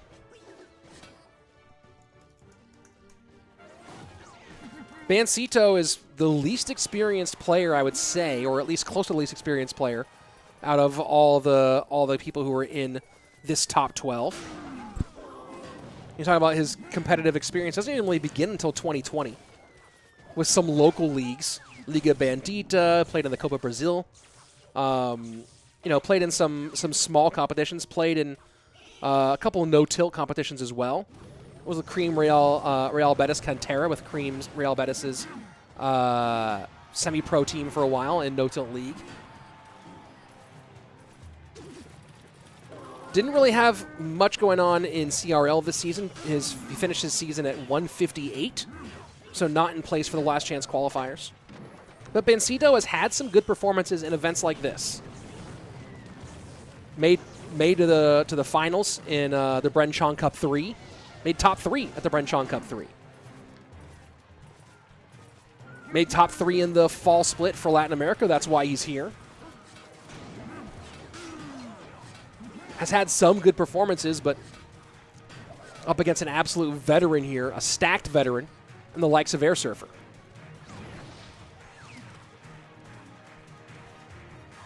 Rue saying Airsurfer doesn't get the credit he deserves. I think Airsurfer, talk about people who are, whether they're under or overrated, I think Airsurfer's rating is right on point.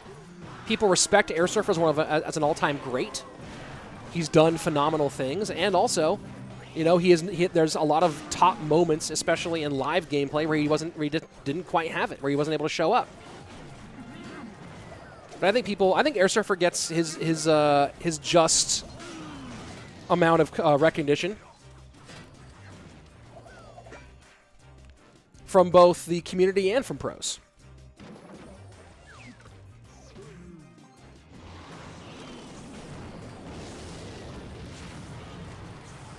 And that rocket ain't going to do much here for Bansito. Piggy's in, and that's just going to be the EQ to finish things off. Airsurfer misses that pickup.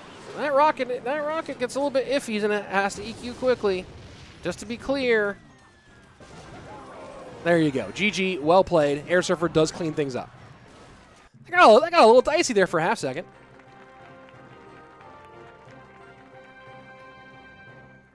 And there you go. Game number 1 does go to Airsurfer. Man, the no music during the breaks thing isn't it? I have to make sure I'm already programming that all the time. Who do I think would win this battle, Basodo or Airsurfer? Well, this is not Basodo. This is Bansito. Different person. But we'll be seeing some same Basodo a little bit later. Let's see. GG USA is the best as leader of 6 tracks. Yeah, well, we'll see if he gets another GG here. Folks are saying my girlfriend and I, my mother will just make me correct you to I, have the same gooders because of you. Oh, so cool, Folkstra. I'm glad that you guys are enjoying them. Sorry for the grammar correction. I hear my mother in one ear and my grandmother in the other saying my girlfriend and I. But yeah, I'm happy you guys are enjoying them. I'm enjoying them as well. Let's see. Bansito win says Rushikesh. I don't think so. Why do you rocket the mortar? Not entirely sure. Let's see. Who's the best ladder players of all time? Igor is the #1 ladder player of all time. There's no question about that. In fact, Royale API. Let me go find this. Where is Royale API's? There's something. Royale API is a phenomenal website. There's some things I always want to find quickly, and that it's hard to find them. Let me see if I can find this. Like if you're looking for, if you're deep diving research, Royale API is fascinating. Let's see, global leaderboard. Here we go. I just want like a single button for something. Ladder history. Here we go. I want a single button. Boom! I hit ladder history and I get it. All right. So the all-time #1 player on ladder is Igor, and they have a point system for how they assign that. I don't really understand their point system. They assign him 369 points, and the closest next is Wero at 275, followed by Samuel at 259. But if you look at Igor's record on ladder, it's absolutely insane. His collection of number ones is unmatched, and his overall collection of top 10 ladder finishes is completely insane. I mean, I want to show. Let me see if I can. Hold on, let me see if I can show this to you guys real quick. Let's see. Do I have a setup for that? Give me 1 second. Let me see if I have a setup for that. I don't seem to. Let me see something real quickly, folks. Let me go into studio mode here so I can check something on a different scene. Nope. All right, well, let's just go ahead and jump into the gameplay here, folks, and I'll see if I can find that. I wanted to show you guys the insane list of ladder finishes for Igor, because it's nutty, and there's just no question that he's the best ladder player of all time. There are others who are very good. Igor's insane. Here we go, Airsurfer with the advantage as we go into game number 2, looking like he's playing Royal Giant here. Anaban's a top 5 ladder player of all time, but not number 1. Anaban's points on that list, he's number 4 at 240.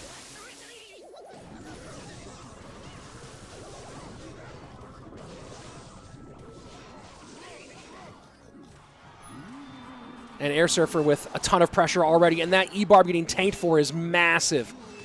Bansito's right-hand tower gets absolutely smashed. Welcome to the big league, son. 886 on that right-hand side. You know, I'll give you guys the link, because it's annoying if I try to show it here on stream. But yeah, you can go ahead and just take a look at the profile for Igor and see the number of insane ladder finishes. It's so crazy. It's so crazy how much he has on there. No one has ever done ladder the way he does it.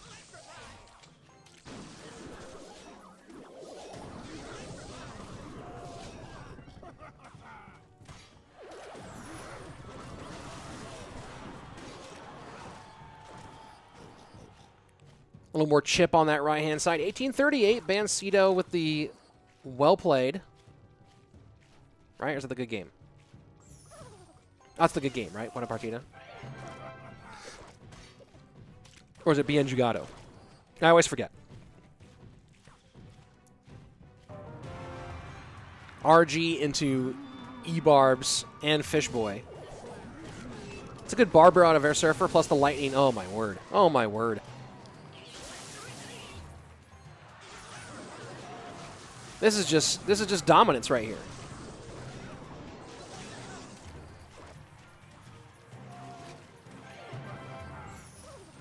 And the E-bar is making such a huge difference. That will be one shot from the Royal Giant. He might lightning here. No, goes to RG instead. We are in double. One shot from the RG. Second one will get in. Decides not to lightning here. Instead, just play it slow. He can lightning the bridge fight. And that's going to be a nice GG here. Very well played by Airsurfer. Absolutely shut down Bansito. E-Barb's high. That's going to slow things down enough. And Airsurfer will move on to the next round. Bansito drops into the lower bracket. And that's insane.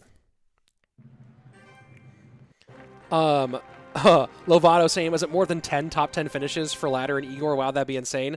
Dude, 10 doesn't even begin to cover it. Hold on. I'm going to have to go ahead and during the break in this match, set the... I'm going to show it. I'm going to show it here because this is absolutely crazy. GG here for Airsurfer. Let me go ahead and just try to get... Let me get a browser source here so I can show this to you. And let's see. Browser. And let's go ahead. And I'm just going to go ahead and grab... no, not browser source. Darn it. That's not what I wanted. Let me go ahead and kill that browser source. Let me put my music back on here. I'm going to show you guys what I'm talking about because it is insane. I'm going to go ahead and do a little window capture. There we go. Hold on. Give me 1 second here, and I will show you guys what I'm talking about.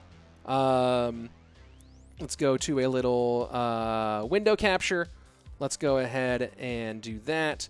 Let's go ahead and grab this, and let me show you guys. Let me show you guys what I'm talking about. Let me show you guys what I'm talking about here.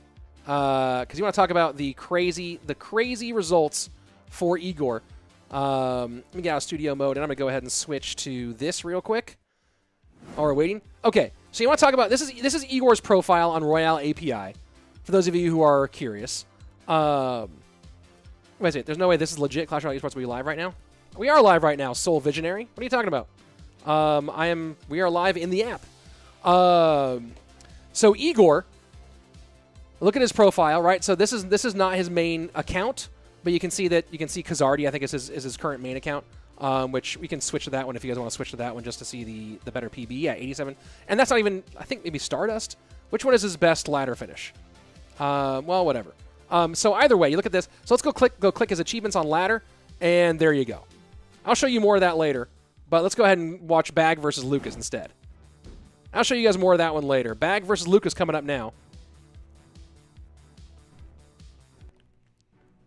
And I don't know what Soul Visionary Project is saying. Yeah, my mistake. Yeah, we're live, dude. This is Clash Royale Esports. This is just not CRL. CRL is not until CRL is back on October 30th and 31st.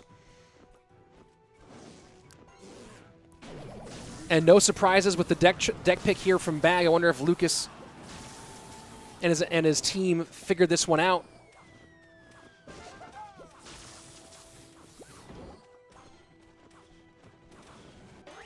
Wick saying, hey, bro, what's up? I'm a CR official streamer from Bangladesh.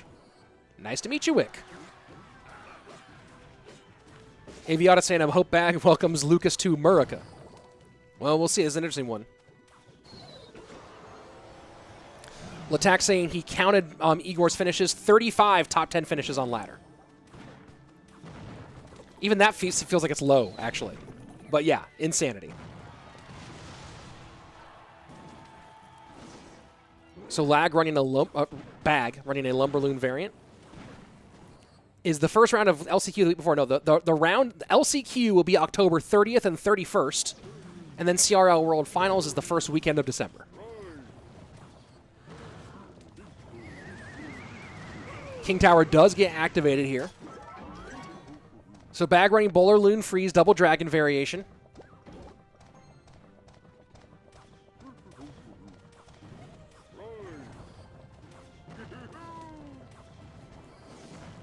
Lucas has Mortar, Cannon Cart, and Musk as the primary counters here to that balloon.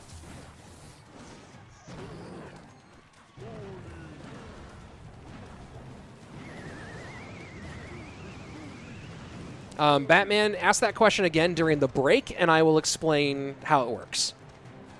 Right now we're going to focus on this matchup, though.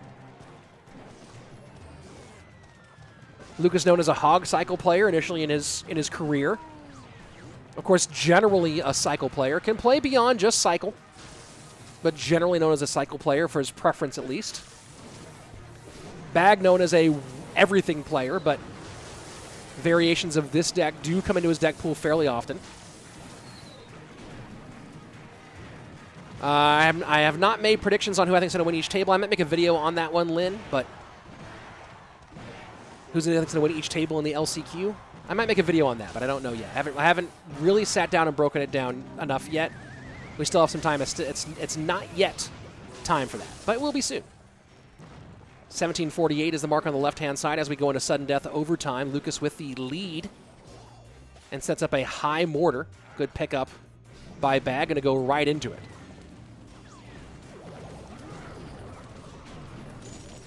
That's a cheeky freeze here. Does Bag also NATO this Muskie? Decides not to, gets the connection either way. Would have been a bit of an overspend there. Would have left him pretty thin, but that's kind of thing that Bag, at least in some ears, might have done. And that's a huge, and there you go. There you go. Bag went for the big move, and Lucas countered it nicely. GG, well played. Game number 1 for Lucas. Can you show us your main deck after this match? I mean, I can just pick up. My main deck is hard to call. This is what I'm playing on ladder right now. There you go. I'm playing that Royal Hogs variant on ladder right now. I'm trying to find a new deck for this 3-month period because I don't really know what I want to play right now. Let's see.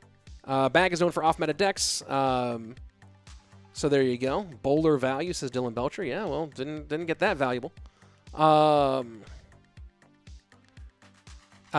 Considering that the year is 12 months long, having 35 top 10s, yeah, I'll go ahead and show you guys this real quick. Oh, to answer the question of how the last chance qualifier works. So the LCQ guys, there'll be 8 groups of 4 who will play a 4-person bracket.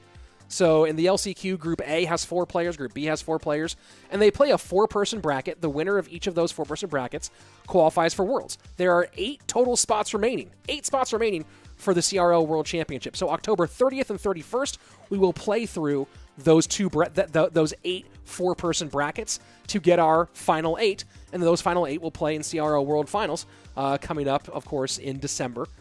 So yeah, October 30th and 31st, that's going to be LCQs, and then World Finals will be the first weekend of December. There we go. Let's see. Just finished watching the 2021 League Final, Higher 1. And you're a great commentator. Glad you're hosting. Oh, thank you, Soul Visionary Project. Appreciate it. Glad you like it. DJ Catchy, nice limited edition Golden Princess. Thank you very much. That one is from CRL World Finals in Japan 2018. Latak saying, not going to lie to you, man. If I lost a world spot and a minimum of $15,000 from a single dual BO3, I'd have to retire. Yeah, well, that's why it's the LCQ. And that's the benefit of qualifying versus not qualifying in terms of the direct qualifiers. Let's go. Do I think a deck exists that if played properly cannot be beaten? Nope, that does not exist. If it existed, people would play it. There is no deck that is unbeatable. Will Clash Royale League go back to teams in 2022? Rich Slayton. Probably not. 99.99999% not going to happen. Batman. Started playing Loon Cycle again last night. Really liking it. Good for you. Can I a card to my deck? I don't know. Find a good one.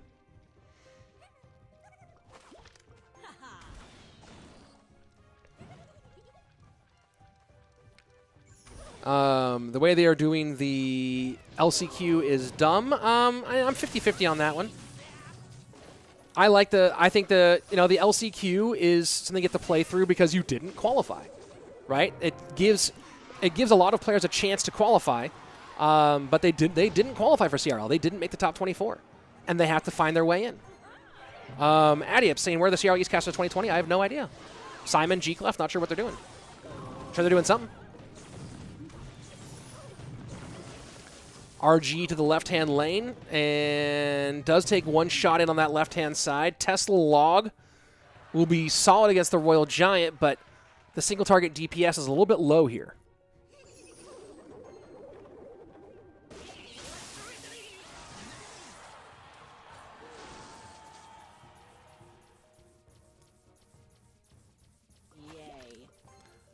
Tudor asking, what's the format for CRL World Finals? It'll be released when it's released.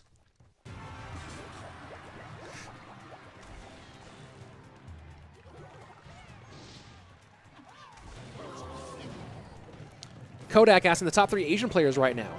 Mugi, Higher, and gotta think about that about the third. I mean, Mugi, Higher, Sandbox. There you go. That's my list. Right now, that's the 3.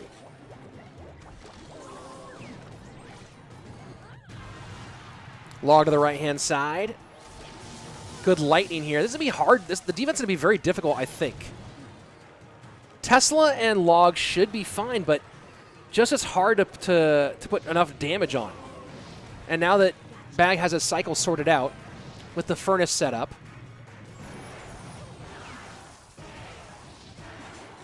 it feels as though it's going to be hard to continue defending here for Lucas. Pranav saying, did you just leave KK out from that list and put Mugi in? Yeah, I think that Mugi's above KK right now. It's a hard call, but if you're having top 3 specifically, Mugi just hasn't, been doing a ton of CRL. I don't know, it's a hard call, though, KK versus Mugi. I think the knock on Mugi, I don't know what the knock on Mugi is specifically. Morton might have, I know Morton might have a better breakdown of that one.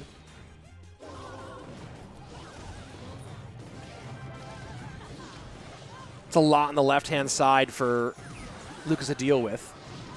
Handles it well, but that lightning's going to mean RG gets at least one shot, I think. And it just barely doesn't. Man, Lucas is holding on nicely. Tesla Log is phenomenal against Royal Giant. I just thought he didn't have the single target DPS to hold. But color me wrong here so far. I guess the Lightning not having great targets is making things difficult for Bag. And then, of course, having difficulty taking care of the princesses.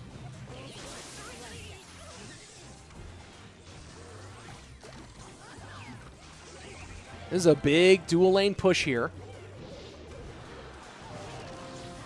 And the E-Barbs, no log on the left-hand side. This is fascinating. RGs just can't break through.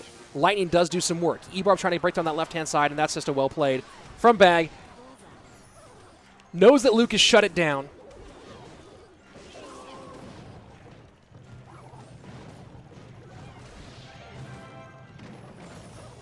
Test the log. That's the speed with which he was able to cycle through Test the log, big factor in this one.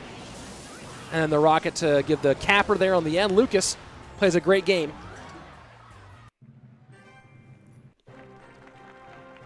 Well played by Lucas. I thought that the single target damage wouldn't be quite enough to shut it down in the long run, but the cycle was fast enough to keep that log Tesla on there, and then it was difficult, really difficult, for Bag to deal with those princesses. Very, very solidly played. Very solidly played indeed. GG, well played, thumbs up. Lucas goated, says Batman. And there you go. Lucas will move on in the winner's bracket, where he will face the winner of, up next, Mohamed Light versus Sandbox. Let's go. That one's phenomenal. That one is excellent. I'm excited for that one. So Mo Light versus Sandbox up next. The winner will face off on Lucas. So it's going to be either a number 1 versus number 2 or a number 3 versus number 2 in the world matchup there. Down in the lower bracket, you see it's going to be Bag versus Pandora on that lower bracket. Bag does have the advantage there, so he has to single win. Pandora has to double win. But it will be Bag versus Pandora in that section.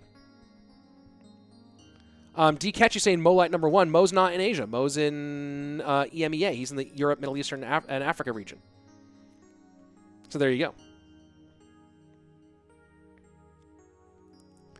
go. Mo out for revenge 100% says Jaden. Oh yeah, so let me go ahead and show you guys those stats from.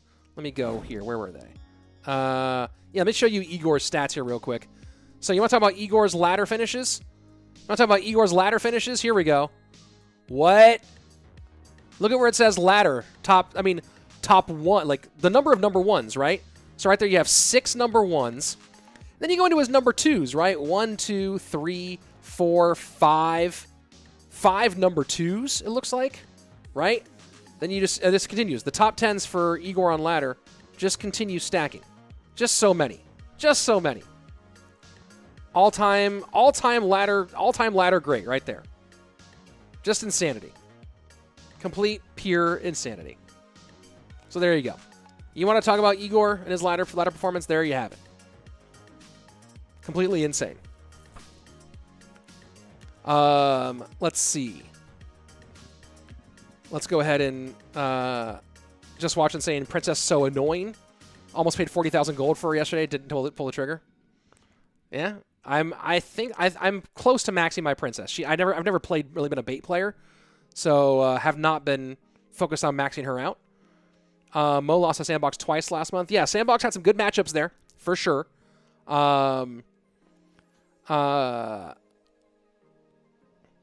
Let's see. What is this? Why the Gan Toki? I don't know his name, but you know the best NACR Expo player beats Sandbox 2-3 times when Anna banned same. I don't understand this question. This question is kind of like craziness. So maybe rewrite this question in a way that is more coherent, and I will answer it. Let's see. I'm close to maxing my log. Congrats on Motayo. Good for you. That's going to be pretty fun. Man, Mo versus Sandbox here in a second. This is going to be great. Cannot wait for it. Mo will win it. Yeah, in the YouTube chat, guys, obviously predictions are going up on Twitch. Last chance for predictions over on Twitch. Those of you on... Gantoki is best NA. Yeah, because best NA is an Expo 1 trick. That's why he doesn't play these things. Best NA is a great Expo player and not a good competitive player. But talking about good competitive players, number 1 versus number 3 in the world. Sandbox versus Mo Light. Let's go. Little rematch action here between these two. Very excited for this matchup. Red Cloud saying, is it just me or is the camera shaking? Yeah, my camera is attached to my table. I sometimes touch my table too much.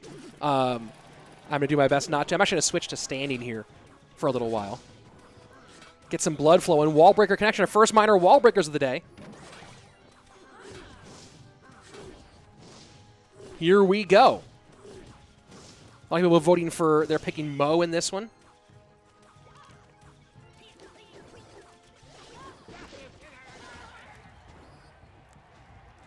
Thank you, Gyrade.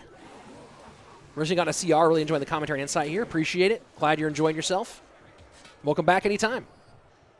Graveyard in for Sandbox. Doesn't get much from it, 1806. A nice little pressure here. Sandbox just playing the pressure game. Maybe would like that bar barrel back with those spears. But is up on Elixir, so happy to play it.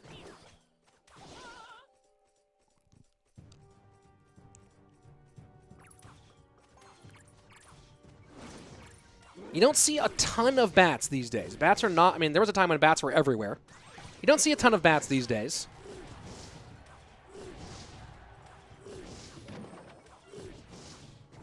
Valk down.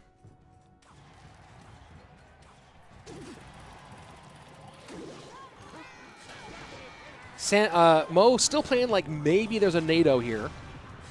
Nice wall breaker connection. 916. Shout out Sacramento Kings. On that left-hand side, Mo firmly in the lead. Graveyard can change that in a heartbeat. Poison, though. Poison, bats, and spears. Going to make this really hard for Sandbox.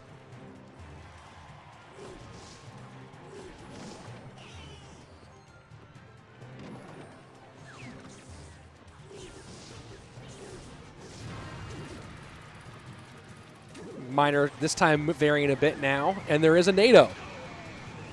So Mo here kind of betting maybe he wasn't against Tornado. Turns out he is. Wallbreaker connects. That King Tower activation not going to be so impactful at this stage.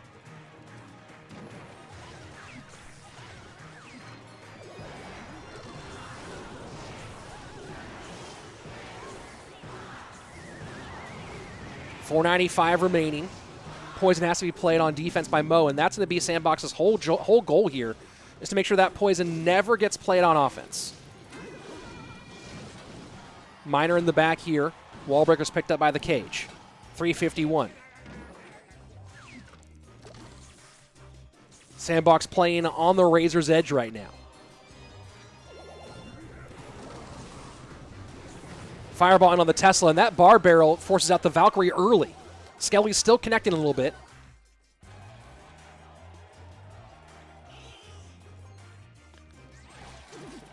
Sandbox needs to pick up this minor, too.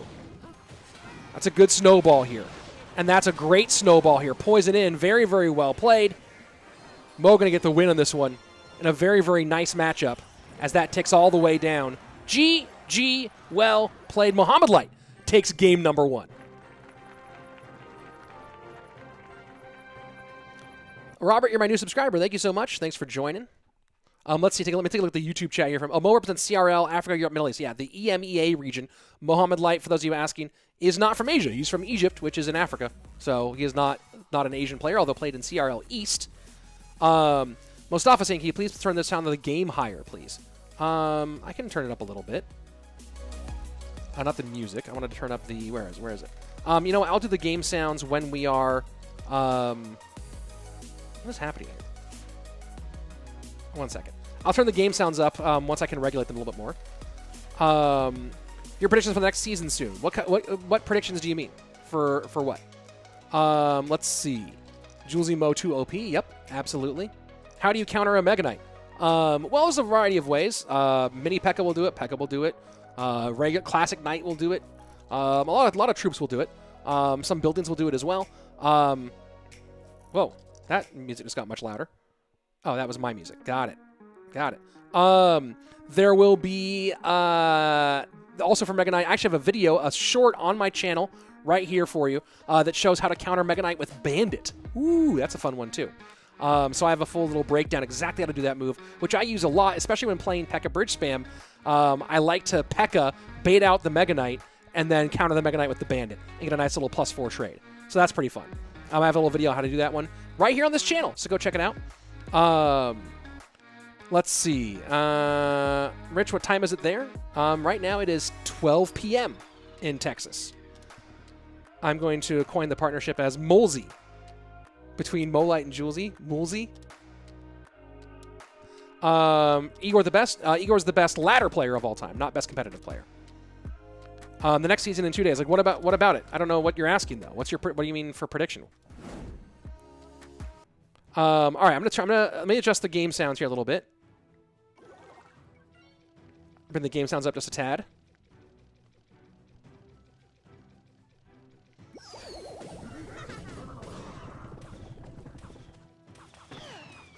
I think that should be good. Let me know if you guys think the game sounds are in a good spot here.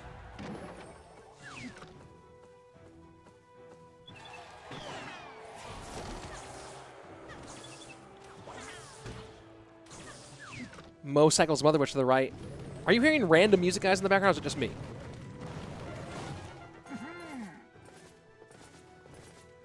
I finally turned off.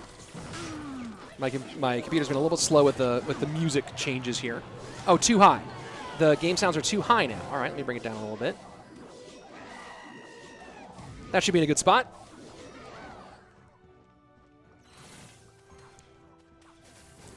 So Ram Rider game 2 for Mo. I really want to get Julesy to come in here and explain deck picks in between matches. Obviously, can't do it during the match. But Cage Out certainly helps Ram Rider, no questions there.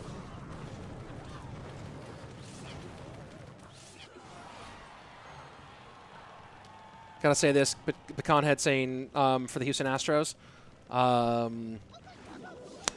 will always root against the Houston Astros forever now. Sorry, have to do it.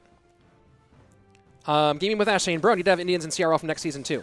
Yeah, and here's the great part, Gaming with Ash. All they have to do is make top 1,000 ladder and then play through the qualifiers. CRL is completely open. So it's just about, do you have the goods? If you have the goods, you can make it into CRL.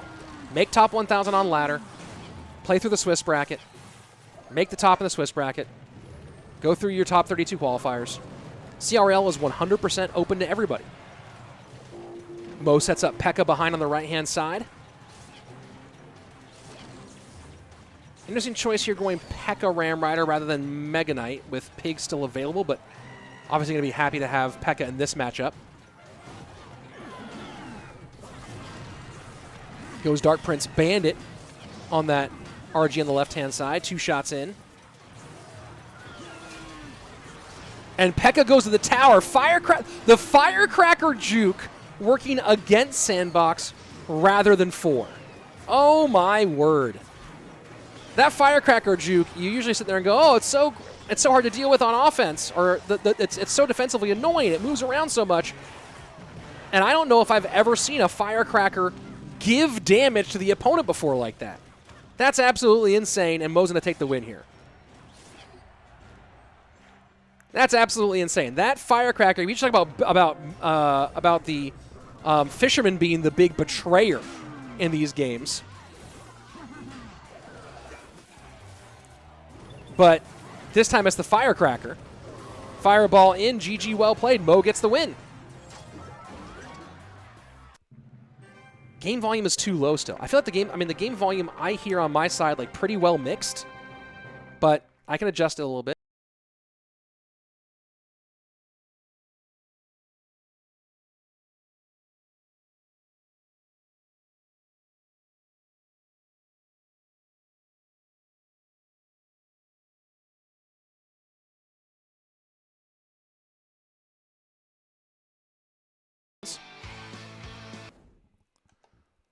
And there we are. There we are. Wow. Mix sounds good to me. There's a mess. Yeah, everyone just wants me to touch it to like mess with the stuff as much as possible. How old is Molite? I think he's almost 17 now. Let's see. Looking at some of the chat here. And do you guys hear music right now or not? Because it's supposed to be playing. Let's go take a look at the bracket. As I wonder if my OBS is failing or not. Sandbox now does go down to the elimination bracket where he'll face off against Haciel. Again, Sandbox has the advantage here. Sandbox has the advantage here. He only has to win 1 best of 3. Haciel has to win double best of 3s in order to move on. So there's the situation there. Let's go ahead and let me pop out here as we're getting ready for our... I'll show you the next winner's bracket, because we already go through those winner's bracket matchups. So again, before we go, here's our lower bracket matchups. One more time, then I'll talk to chat stuff for a second. Sandbox has the advantage over Haciel, Bag over Pandora, Bansito over Lapo, and Higher over Single Basodo. So in each of those matchups, the player on top has the advantage and only has to win 1 best of 3. The player on bottom has to double win. So there you go. Let's see. Let me go back and look at the chat here for a minute. Are we getting ready for our next matchup? What changes can we expect in the next update? I have no idea, and if I did, I wouldn't share them until Supercell is ready to release those.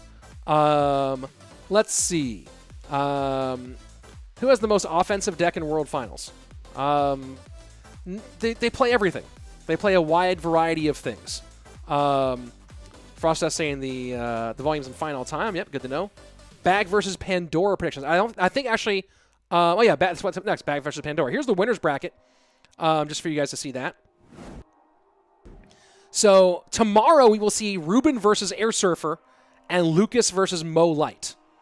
Man, number 1 versus number 2 tomorrow. That's gonna be so much fun. I'll have to watch on my phone a little bit. I'll be busy, but man, that's gonna be a great one. Lucas versus Mo Light tomorrow, and that will be on Cashman's Twitch channel. For those of you watching on YouTube, I'll talk to Cash about getting the replay of that one from him, so that I can put it on the YouTube channel. You guys will be able to come and watch it here on the replay as well. So if you're not watching the all that stuff over on Twitch, now Julesy says, here we go. Plan versus Sandbox was to play unsnipeable versions of Mo's Comfort. Curious what that means. Unsnipeable versions of Mo's Comfort. I'm very curious about like how you define that, because that seems like a hard thing to do. Let me go look at the YouTube chat. There's a lot of interesting questions here. Gaming Possession, my friend who is top 100 global is interested. Can you participate? Well, CRL's done for this season, because we are now going to we have our top 56 set, so there's no more way to get into CRL at this point. Next year he can participate, but has to finish top 1,000 ladder, go through all the brackets. All the stuff is released. You can find the information in game or at esports.clashroyale.com. But all the information is there. But the player has to qualify and then play through their qualifiers and win those qualifiers and do a bunch of stuff. So. But CRL is open to anybody who meets the requirements. You have to be 16 or older as well. Let's see. My favorite current non-meta card, Ice Golem. There you go. That P.E.K.K.A hit won the game. That P.E.K.K.A hit did a lot. Let's see. It's actually quite hard. People are that sort of towards esports in India. If you are an Indian player who is capable of qualifying, then you're in. That's it. A lot of people want to always put things on somebody else here, but that's what's great about CRL 2021 and CRL 2021 and beyond, is there's nobody who decides whether you make it in other than you. You decide everything. You decide where you make it on ladder. You decide. You control your fate the entire way through. So there's no gatekeeper. No one decides if you're in or not. Now, for these things like the Queso Cup, which is not CRL, these ones have a mixture of invited pros and open qualifiers. You can follow me on Twitter, at Rich Slayton, which is right up there, to find out more about those when they come up, because I usually retweet those qualifiers. But for CRL specifically, CRL is in-game and open, and all you have to do is perform, and that's it. So that's what's fun. So yeah, being top 100, by the way, at this point in the season means nothing. But there's no early season warriors. Don't get. It's your finish, not your early season stuff. How do you play Giant Double Prince? I don't know. Just throw that stuff on the board a whole bunch. Ugh, Giant Double Prince. Rich going hard on motivation. Dude, that's what's cool about CRL this year. In the past with teams, one of the negatives about teams was that some players kind of took up spots for other players who maybe were up and coming and could perform better. I didn't have opportunities. This is open. Anyone can do it. And that could be you. You could be in CRL next year. Some of you who are watching already are in CRL right now, but you could be in CRL next year. All you have to do is play, and play well. There's nothing. The only one stopping you is you. Let's see. Can you please cast tomorrow? I can't. I'm not casting tomorrow. I'll be Slayton Jr. has a soccer game in the morning, has soccer in the morning, and has some other family stuff. So Cashman's casting tomorrow. He's phenomenal. He's really fun. And of course, the replay of that I'll put here on the. I'll talk to him. I'll confirm with him before I say I'll put it on the channel. then whatever it is. Bro, what if our cards isn't maxed to play CRL? Then max your cards. Max one deck.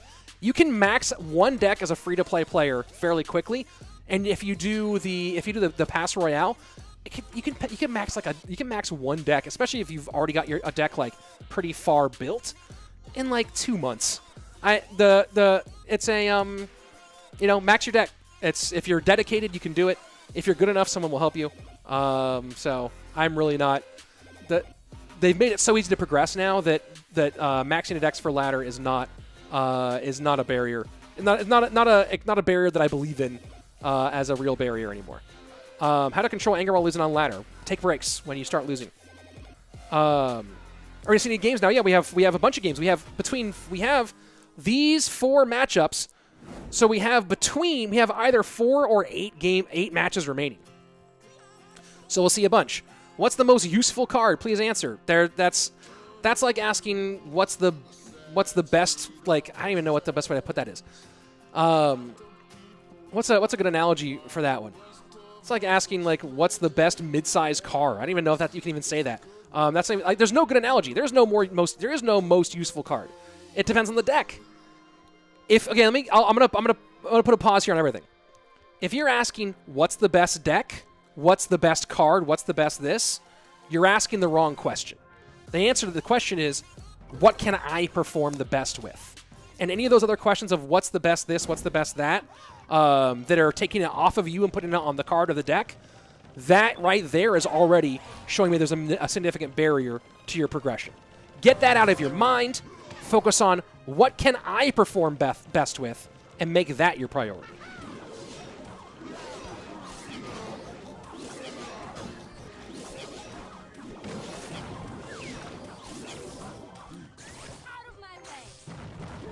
I just need to kill this music from the...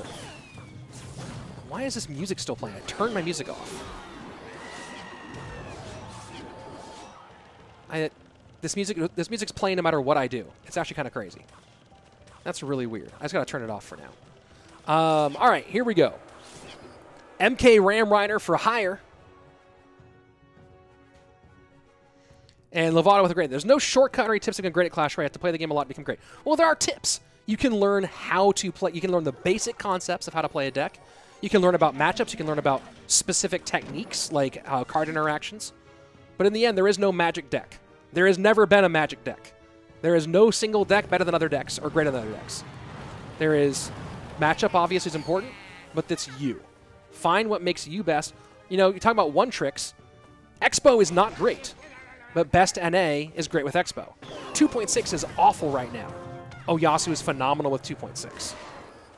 Samuel Basodo was a great cycle player. Find out what you're best with and become unstoppable with it.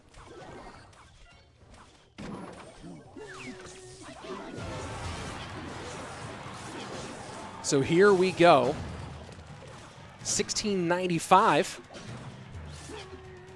Already down on that left-hand side.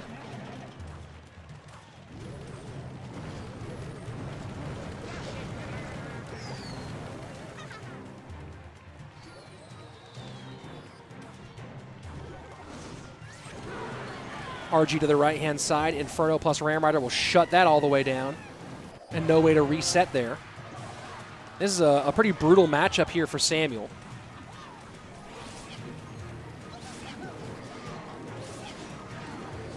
Arrows for the Firecracker. Inferno for the RG. MK for the E-Barbs.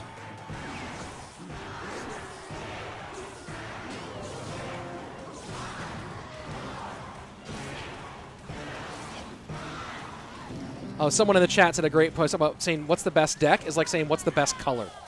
That's a great analogy.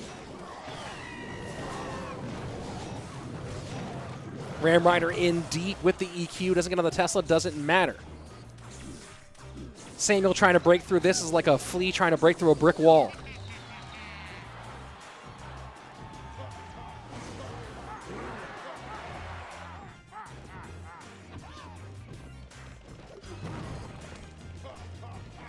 RG to the left-hand lane. Trying to find some sort of stack here. E-Barbs to the right with the MK out of cycle. but Cage will pull. That Inferno Dragon a little bit high here, and that Tesla going to get it off the board here, so RG's going to get 1, maybe 2. Does get 2 here. So a little bit of a high placement there with the Inferno. A little danger for Higher. In a matchup where he has a lot of the counters, but that turns into a massive counter push and a ton of damage. 595 on the left-hand side.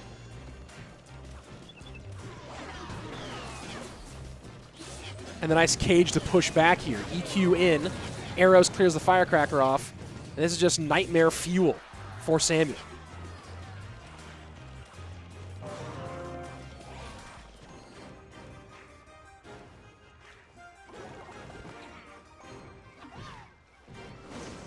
Dual lane pressure for the Brazilian. MK works on the E-barbs. Now RG's going to do some real damage here. The RG's going to do some real damage here. Should get enough shots to put that in danger. The Pigs ran right out of the left-hand lane. Is Tesla back around in time for this? Tesla comes in late. EQ doing a lot of work. Bandit doesn't get picked up. Skeletons to pick up at 25 HP. Going to be too much to overcome. GG, well played. Higher gets the win.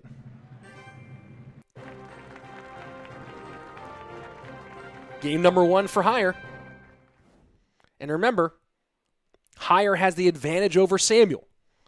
So Higher, with the win here, is 1 game away from moving on and eliminating Samuel Basodo from the Queso Cup World Finals. All right, now let's see if I can turn this music back on and have it not be crazy annoying. Let's see. Rich, how to read opponent's cycle. I'm not an expert at that one, but a lot of people say don't focus on the entire cycle, focus on 1 or 2 cards that matter. Like focus on a specific win condition you need to counter and focus on their specific counter to your win condition, as opposed to focusing on the entire thing. What do I think about Miner? I think that he has a candle on his helmet. What are the key differences that separate a 6900 ladder player and a pro? I'm not qualified to answer that question. Let's see. Looking at the Twitch chat here for a moment. Is today the final? No, it's the 2-day event. We are going to finish these 4 matches that you see right here. We're going to finish these 4 matches here, and after we finish these 4 matches, then we will move on. That will be the end of the day, and then tomorrow we'll be back with Cashman to see the rest of it. So there's the plan. Let's see. Why do Clash Royale not bring Triple Musketeers to 8 Elixir, bro? Because that would be way OP, bro. There you go. How don't you feel tired after commenting for 2 hours? You think I'm not tired? I'm just a pro, dude. Come on. I'm able to bring it, even if I am tired. Let's see. Haha, I agree about his helmet. Yes, he does that. Yep, he has a. I nailed that one. Let's see. Take a look. I want a 0 or 10 elixir card. They made 3M a 10 elixir for 1 moment, and it didn't really work out very well. How to count opponent's elixir. Spectate yourself on a second device. Vulcan made a great video years ago on elixir counting, on how to keep track of elixir. If you look at Vulcan's YouTube page, he has a really good one on it. It's hard. Again, I think that people talk about counting elixir and try to keep it precise all the time, where it's more about keeping a general vision of it. Here we go into game number 2. Higher with match point and with elimination point for Samuel.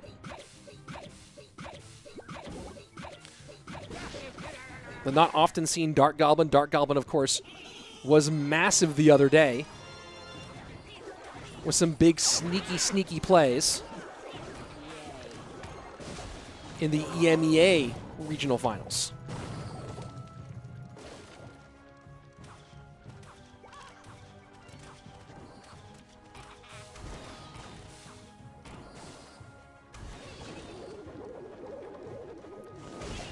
God Barrel goes to the left-hand side. Fireball forced out in reply. Redneck says, I am supporting you. Thank you, Redneck. Put on some sunscreen. 1797 to 1696 as we get past the first minute 10 of gameplay.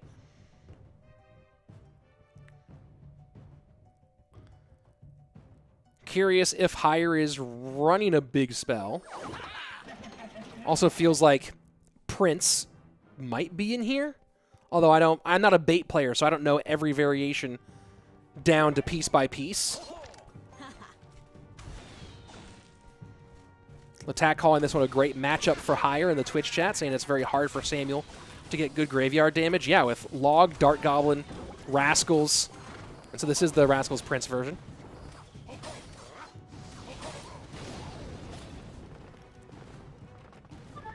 Whoever Hire's working with from an analyst perspective, certainly doing their job today.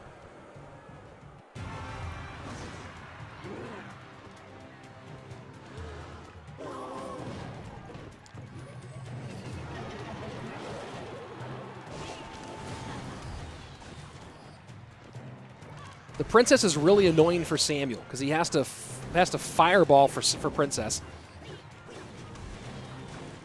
But he's having to spend fireballs against the Goblin Barrels right now.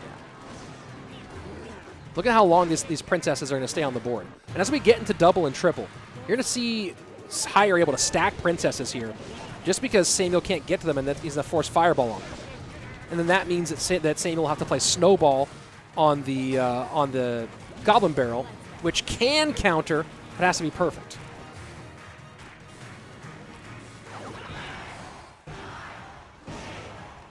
So as we head into sudden death overtime, it is Hire with the lead, 1797 to 1353. Princess on the right-hand side adding a bit more pressure here as Samuel's trying to concentrate on this left-hand lane and turn this into a decent graveyard push. But it just feels like a lost cause right now. And now 2 Princesses down. And that one on the right-hand side did a ton of damage, about 1,000 HP taken off that right-hand tower.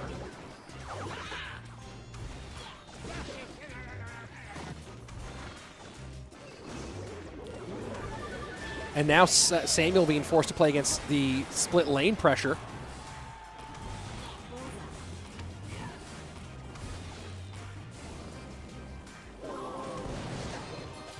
And Hire just has this locked down. Has to defend this high cannon cart here. Snowball in on the gang. Does the cannon cart connect? And it does. Cannon cart connecting is absolutely huge there. That is a game changer if Samuel could do that one more time.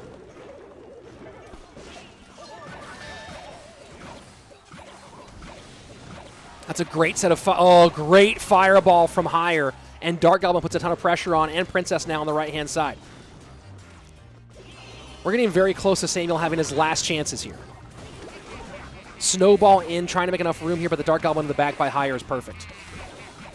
And Samuel just spamming the laughing goblins. He just knows what the situation is. The fireball Goblin Barrel push on the right-hand side.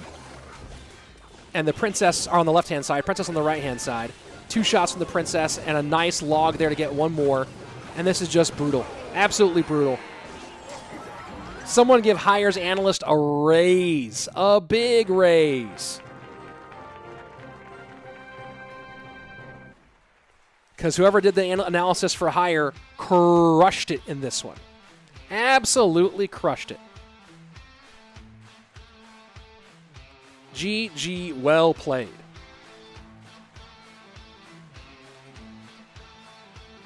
You know what's over says when Samuel laughs, says EMEA, and let's see. Hire is so good, says Riva. Yep, Hire's killing it.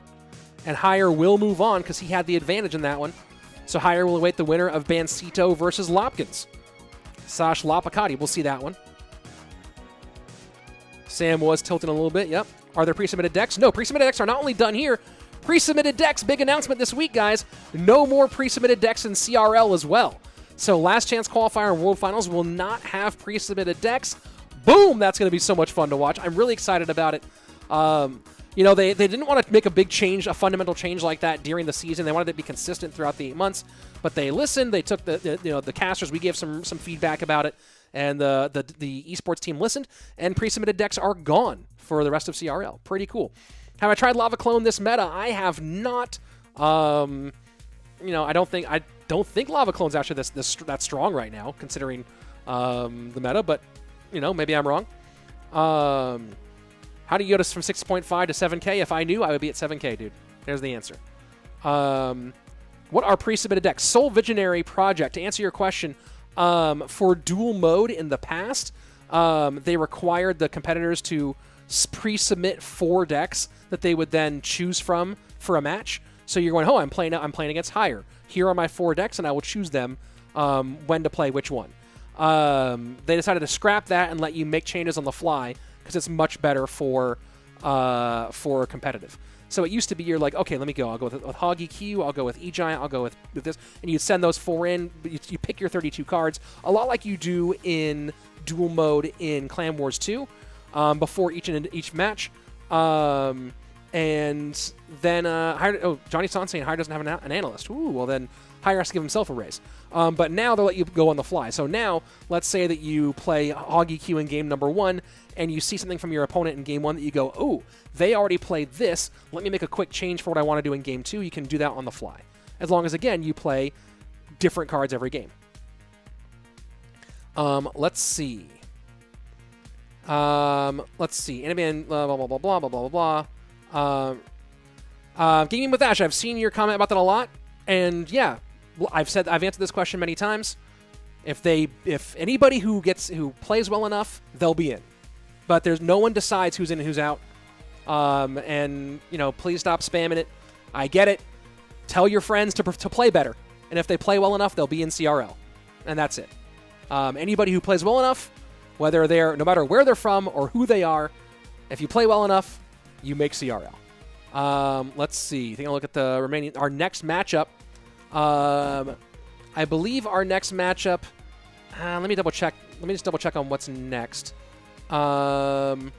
Next up is going to be. It should be Bag Pandora. Let me just double check. I'm just double checking right now. Let's see.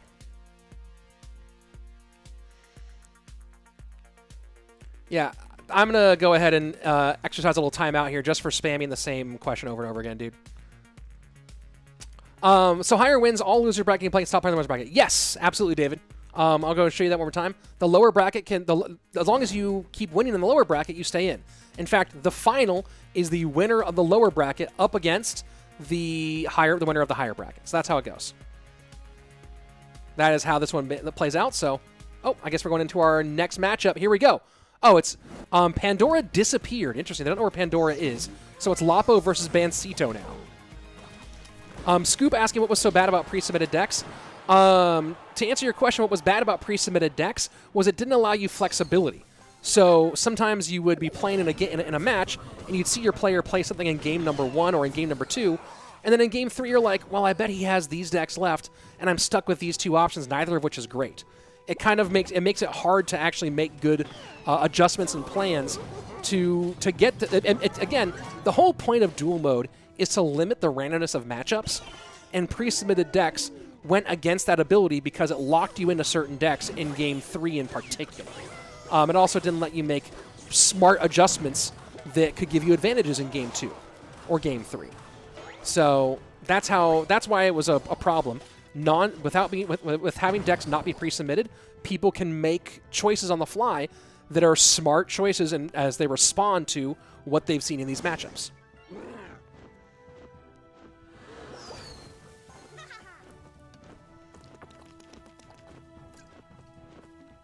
Goosehard Walters asking how do orgs sign players. I don't have a lot of insight on that because I never worked with an org. But they find players from a wide variety of ways, whether it be performance in events or ladder performance. So there you go.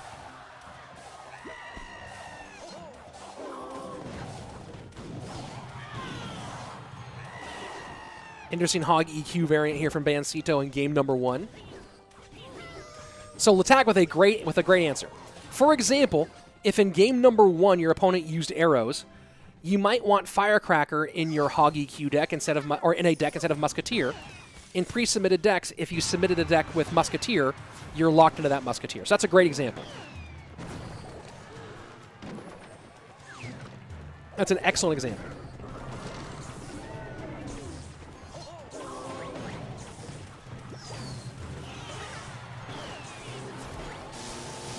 Solid lightning in there for Bansito, or for Lapo. Lapo does not get the Tesla, though.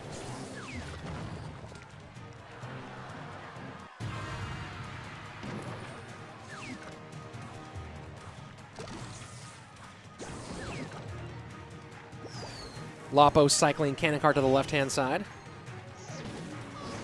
And just a pressure play here from Bansito.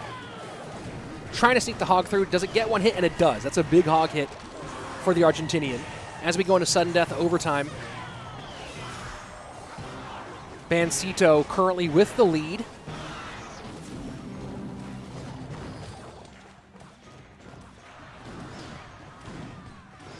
And that's a couple nice shots there, 556. Not quite to EQ cycle range here. Could leave himself thirsting a bit, so we'll see probably Bansito plays a little bit closer to the chest.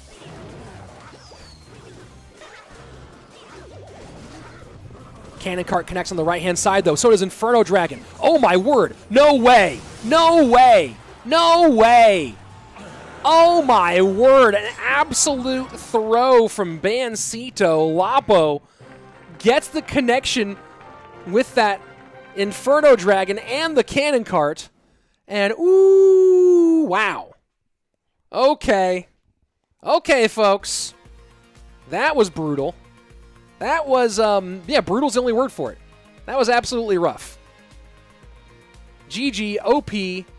Yeah, what a throw. That was a pretty rough one there at the end. Pretty rough. See, a lot of people were like, that was crazy. Cannon connects. Yeah, it was insane. That was insane. What's the winner's bracket looking like? Don't worry, tight. We'll check that out later. Brutal is the only word to describe that. Yeah.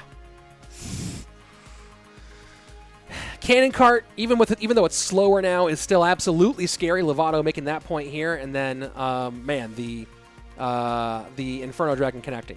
What do you think about bridge spam in the current meta? I've played a little bit. I don't know.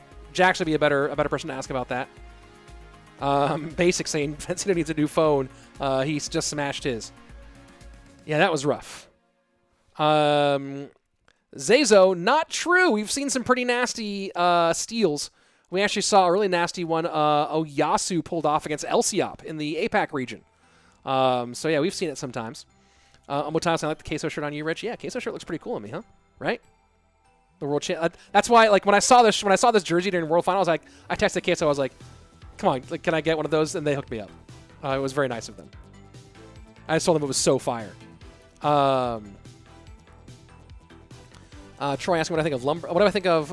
Is LaPoKaTi and Lapo the same? Yes. LaPoKaTi and Lapo, same person. Lapo, LaPoKaTi, Lopkins.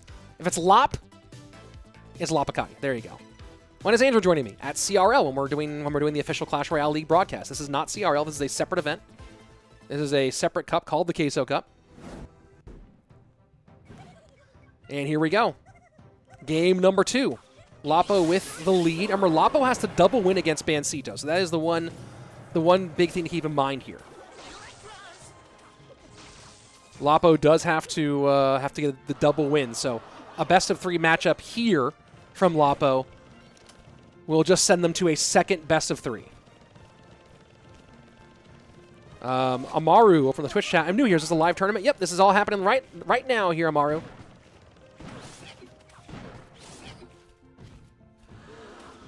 Batman saying Queso jersey plus gold glasses equal fire. Yeah, you're right. I agree. Fair amount of damage there from the RG, but a solid counter push coming in. Pretty healthy Mega Knight Fish Boy. I think, oh, does not get a shot there on that Tesla. What a great prediction with the arrows. And then a great second from Lapo. Someone clipped that. That was crazy. I just went and clipped that. That was absolute insanity. The great prediction arrows from Bansito to get the skeletons out and stop the King Tower activation. And then Lapo hits that with the Fire Spirit right after for the King Tower. That was so crazy. That was it right there. That was it. Let's go.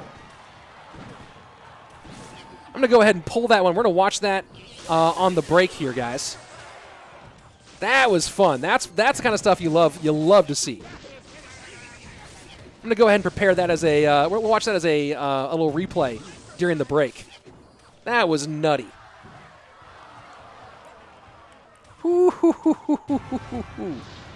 What do you love about Clash Royale? Is that it right there? Clip it and ship it, says Tiger Boy. That's why they're pros, says Justin. Insanely well played, says J-Man. Lapo played it better. That was a piece of art, says Omotaya. Yeah, that was all crazy.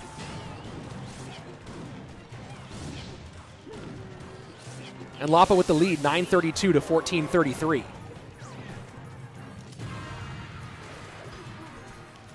Insanity, folks. Pure insanity. We're definitely going to watch that on the break. Final 15 seconds of regulation. And that's a healthy Mega Knight in with some good tankage for this graveyard, but the Muskie in the back going to hold it down. Poison on the Muskie. King Tower activation, of course, is massive in this matchup. And it happens so fast. That's a great one, Omotaya. And it happens so darn fast.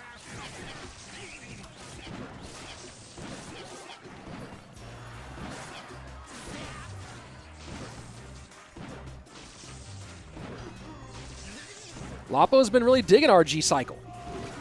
You see why with the pro plays here. Good control with the Fisherman and E-Wiz. I don't think he gets the shot here. The Fireball, oh, you see what Lapo was trying to do there. And the Mega Knight connects. This is massive. Lapo was going for a big move there with the Fireball. The Mega Knight does connect. Bansito can shut down these RGs. He can absolutely shut down these RGs. No protection for the Musketeer here. Tesla works on that MK. Bansito might graveyard here.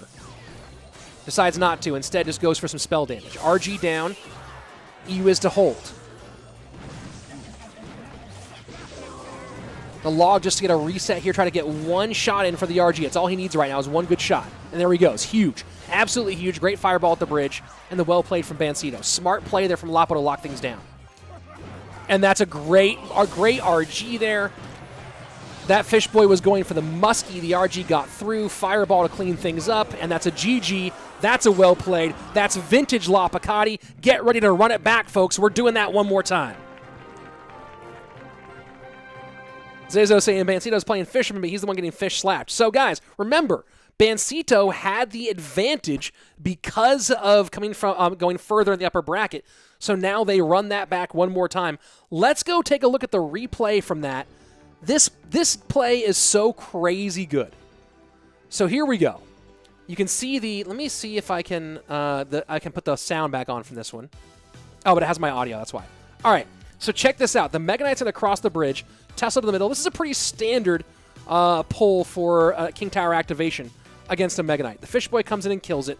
Now, the Mega Knight was low health, and look at those arrows. God, so there's so much stuff going on. Let's go ahead and back this up for a second. So first things first, pulling off this Mega Knight King Tower activation, when the Mega Knight is low health like that, it fails a lot of the times, right? Because that Mega Knight gets DPS down before it actually goes to King Tower. But when the Fish Boy comes through, Lapo gets the read and goes, oh, that's going to kill this tower fast enough. Even though that Mega Knight shouldn't get to King Tower, it still could. But check out this like frame by frame here. This is second by second, where you see the skeletons come out, arrows predict the skeletons. That's brilliant. Those skeletons could have done it because you see there's two things happening here with the Fisherman. Not only does the Fisherman come in here, check this out. Fisherman comes in and tanks the opposite side tower, gets the Tesla down faster. The arrows clear out the skeletons with a great prediction, but then the Fire Spirit comes out. And because the Fisherman is tanking the shots from the far side tower, that's what makes this happen. God, this is so cool. This is so cool. This King Tower activation shouldn't happen. But Lapo, this is where we're talking about high-level pro stuff. A Mega Knight that low should not get anywhere near it. Fisherman comes in, tanks the far side shots. The arrows predict the Fire Spirit comes out. Fish Boy still tanks. That's a King Tower activation. And that shut down Graveyard. That won LaPoKaTi the game. That was great. That was great to watch. Lataxian, I think you had the right idea with the arrows. They were, however, they were just ever so slightly early. Yeah, I mean, it's hard to make that call. I mean, he got them just as they came down. That's a hard one, though. Absolute insanity. Are all the games being played today? No, the only games we're still going through these lower bracket matchups that you see right here. So we're gonna finish up Bansito versus Lopkins. They have to run it back. Then we're doing Bag versus Pandora. Then Sandbox versus Hasiel, or maybe Bag Pandora. Pandora is AFK at the moment, so we'll see what happens. But man, that was super fun. But yeah, we'll see if we actually get to see Bag Pandora. Bag might get a free win here if Pandora doesn't show up. But yeah, that's what we're doing for the rest of the day. Whew, man, so fun.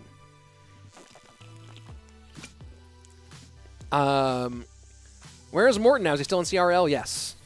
Just not playing this competition. LaPoKaTi versus Bansito, best BO3 of the day.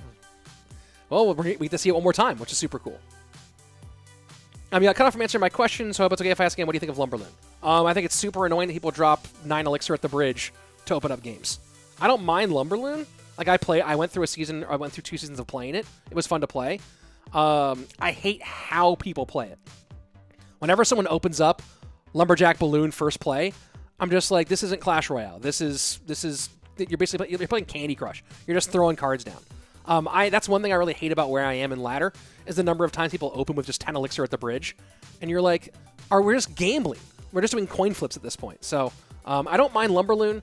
I hate when people just like they open up a 10 elixir at the bridge and they're gambling whether or not you have your counters in hand. I think it's super annoying. Let's see.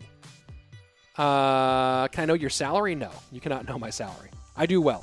I own my house and have a family I support based off of all the stuff I do. So there you go. Let's see. Bansito played a cage really early, which allowed 1 hit from the RG, which usually push the RG, I think. Yeah?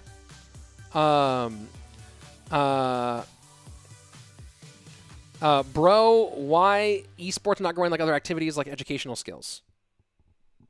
Esports is pretty massive. I don't know what you mean.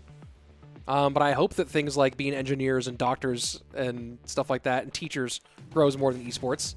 Those are all way more important than esports. So there you go. That's my thought. Let's see. Crazy well played by Lapo. Pros got all this stuff. Yep. Here we go. Running it back. Lapo versus Bansito. And let me turn off this music here. Part 2.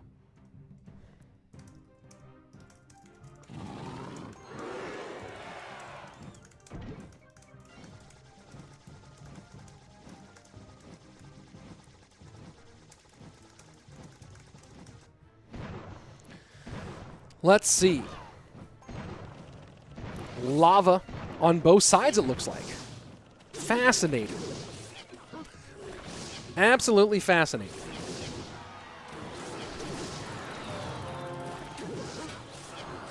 That's some pressure E-bars from Bansito and guards. So Lapo going with the variant. I was playing some Lava Miner for a minute. I was playing this. I was playing this variant.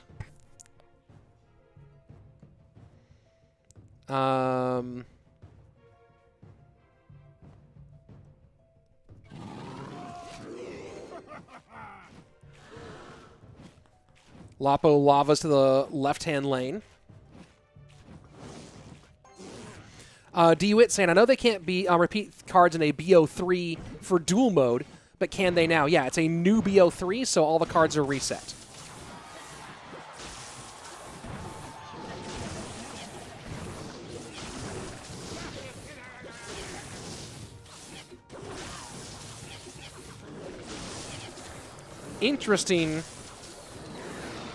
Interesting variation here from Bansito. Lava Hound, E-Barbs, Electro Dragon with Fish Boy.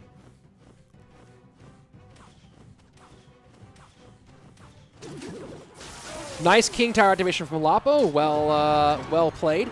Halvu, why are they rematching? And as I explained before, it's a feature of a 12-person double elimination bracket. Because Bansito made it 1 round further in the winner's bracket, he gets an advantage over Lapo in this elimination bracket. So Lapo has to win 2 BO3s.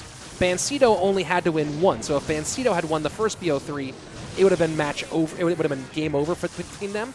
But because Lapo ran, they run it back, and that was the advantage that Bansito got by performing better in the winner's bracket.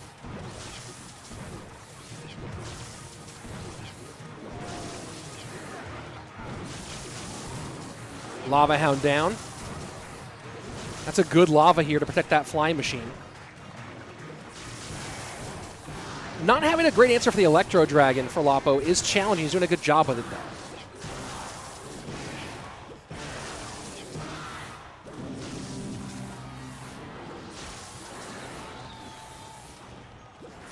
He can flying machine it, but it's just when the Electro Dragon is behind stuff, it makes it hard to deal with.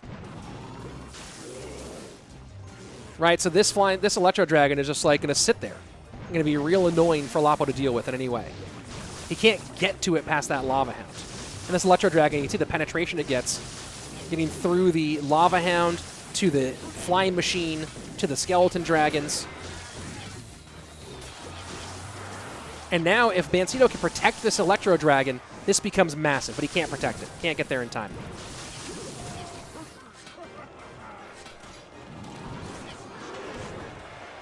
Now that we're getting closer to triple, this gets really interesting. We're going to see Bansito go Electro Dragon, I think, maybe on this push, maybe the next one. No, goes Mega Minion instead. Okay, there's the E-Dragon. But that one's going to be in danger. Let's see if he goes with the next Lava Hound slightly to the right-hand side. No, well, now with the first Lava Hound down. Good arrows, and Lapo lavas up.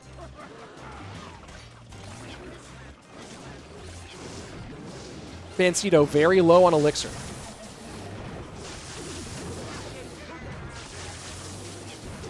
Still with the lead, though. Fishboy for the Miner. 9:47 to 10:74. 28 seconds left. And Bansito protects, and that's perfect. Perfect protection from Bansito. Lapo not getting into that Electro Dragon. A second one gets down. Does Bansito get in front of this one as well? Miner down for LaPoKaTi. Fishboy to pull. Lapo does take the lead just barely. Can Lapo stop this one? Arrows in. Can he cycle to arrows fast enough? Guards to protect against the Miner. Does Lapo have anything on tower? And he doesn't. Bansito wins that one. 930 to 854. 76 HP. What a crazy ending there on that one. Absolute wow. The E-Drag was massive. The E-Drag was absolutely massive there. So now it is Bansito with match point. Bansito wins this one. That's it. He moves on. Lapo's out. Man, he's just kind of close. Give it a break. Yeah, for sure. John James saying, Rich, your commentary is just as good as a King Tower activation from Lapo. Oh, thank you very much. I appreciate it. That E-Drag took the whole match around. Yeah, that E-Drag was nasty, dude. If Lapo got to that second arrows, that would have been the difference. But he couldn't get there. Could not get there in time. Unfortunate for him. Unfortunate for him.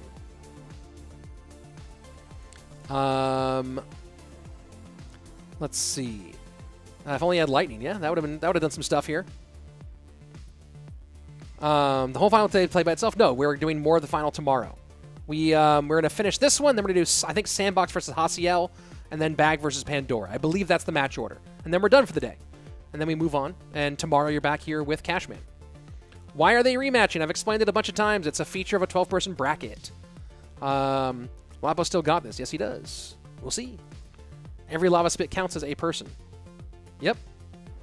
A sunglasses a game, please. Oh, you want to switch it up? But these ones just go so well with this outfit. You know what I mean? Here we go.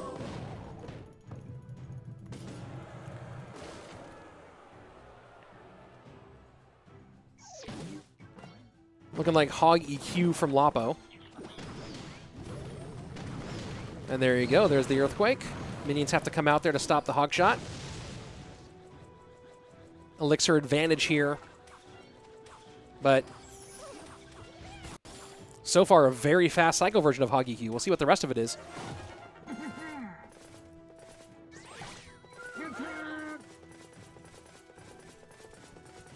This is a crazy fast version of Hog EQ.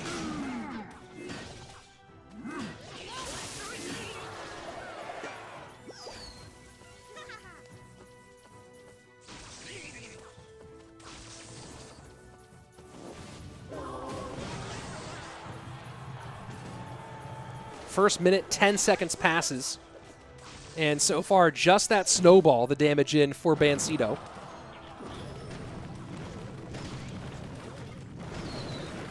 For those of you who are Hog Cycle fans, keep an eye on what Lapo does here with Elixir management. You can see he's going to be behind right now. His whole goal now is to try to find ways to spend 1 or 2 against that 3. He's going to overspend on offense with the Hogs and the Earthquakes, and then try to underspend on defense the best he can.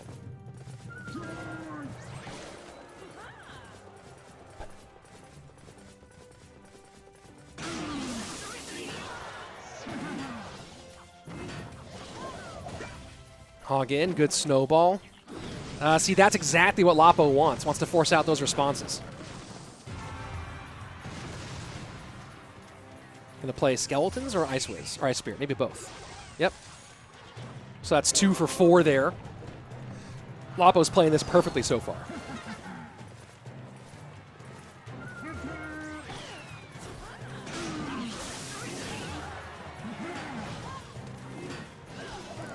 Mega Knight now out with the E-Wiz.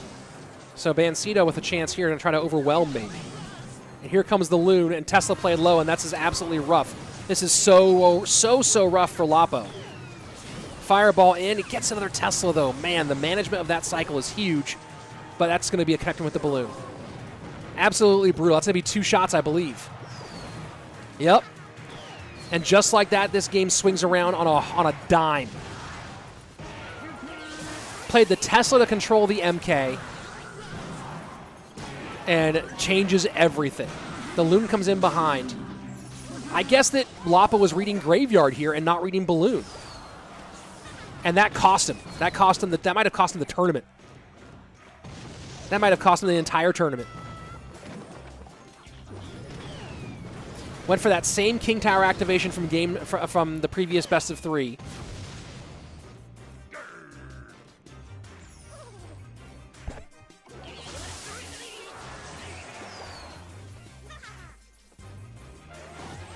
Just no one's playing, like, MK Loon is being played on mid-ladder, but not being played in competitive. It's hard to blame him for that. Fireball in, so now it's basically, is there any way for Lapo to outcycle this? I don't believe so. That's going to be a GG. Unbelievable. Unbelievable. The low Tesla just goes wrong. The high E-Wiz. Hog's not going to get enough shots to do anything. Fireball in. Here we go. GG, well played. Bansito eliminates LaPoKaTi and moves on.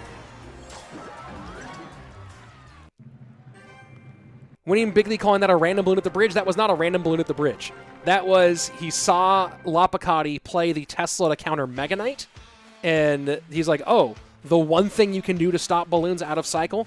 Here we go. And then he just punished him. Absolutely punished him. So I mean, it had the minions made it weird for a graveyard deck, but I think Lapo was reading graveyard and it wasn't, and he made the wrong call there. He played Tesla, and that was GG.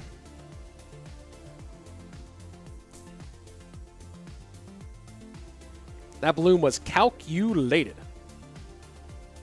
Is Higher playing again today? No, we'll see Higher again tomorrow. So there you go. It's going to be Bansito versus Higher. That matchup will be tomorrow on Cashman's stream.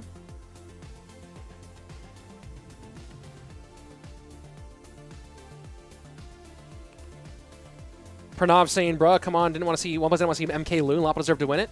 Lapo got outmatched up. Lapo played a great first best of 3, second best of 3. He did not make good. He made some pretty bad picks, and he just got caught flat-footed in game 2. Tomorrow, we'll be seeing Ruben versus Airsurfer and Lucas versus Mohamed Light.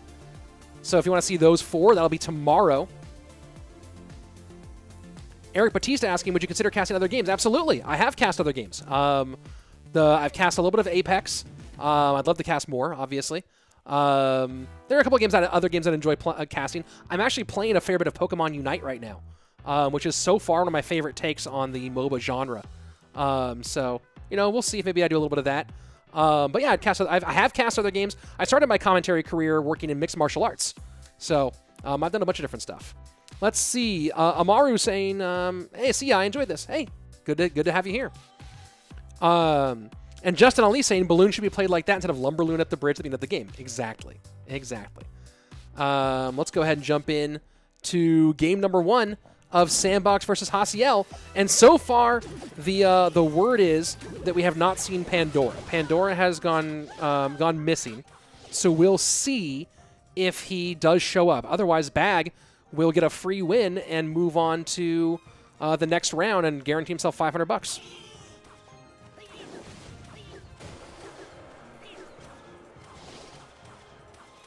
Spears on both sides, and so it's Mortar Miner for Sandbox. We'll see what Hasiel's doing.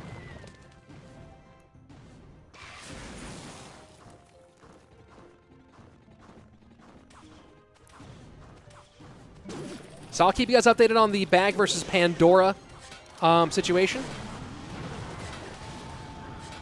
No, we're streaming right now.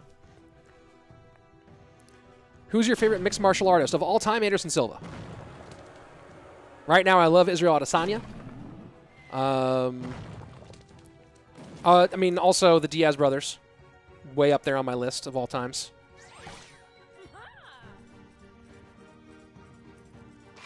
Haciel looking like Graveyard.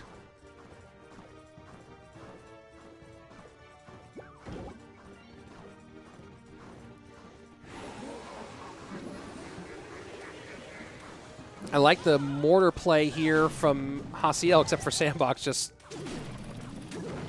got a good play on it.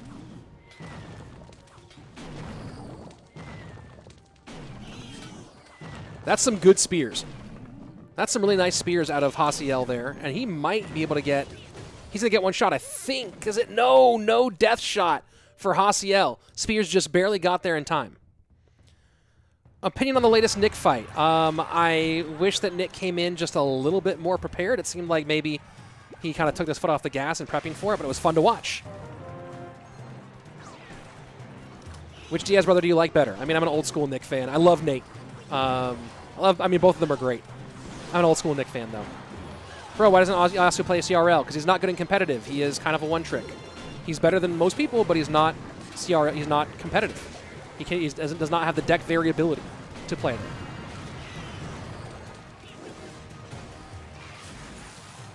And Britannic saying, I commented for comedy, now I'll unsubscribe. Bye. Cool. Do you? Glad to have your one comment, and glad you watched, and hope to see you back again soon. Randa Foster saying, who is this commentator? Never heard of you. I am Rich Slayton. I've been the caster, one of the 2 main casters for Clash Royale League since 2018. Still casting CRL alongside of Andrew Guy, and now obviously with EB7, Eric Benamou, and Akrap, AC, Joshua Sharon. So there you go. Mortar to the right-hand side one more time. This is an interesting game that they're playing with the center battle for Haciel. Haciel's been playing Mortar middle. There is a pretty nice King Tower activation that Sandbox can go for with Haciel playing this so much.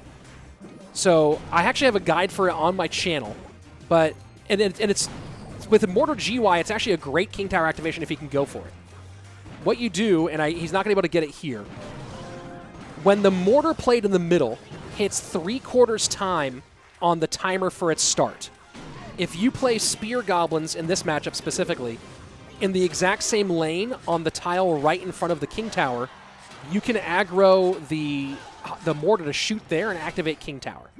And in a Mortar GY matchup, that's actually a really huge play. Let's see if he goes for it here. He does not. He controls instead. I think he wants to use the spears on defense for the Graveyard maybe, but I would really be curious to see if he... I'd love to see him go for it here. Maybe the spears just aren't in the right place on cycle either. He might also be more worried about mortars to the King Tower than he is about the Graveyard. And it's a little late to do this move at this stage of the game. I would have done it during single. Fireball, Snowball there to do a double wipe, and that's a ton of damage from the Graveyard. King Tower, oh, and the connection on the left-hand side for Haciel with the Cannon Cart.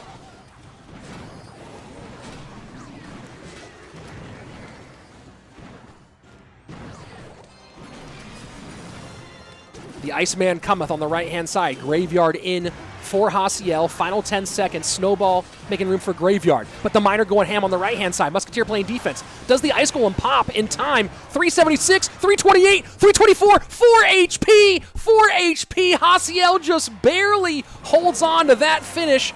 What a crazy ending there in that one. Hasiel just barely holds on to it by 4 HP. Whoo, boy, that was craziness.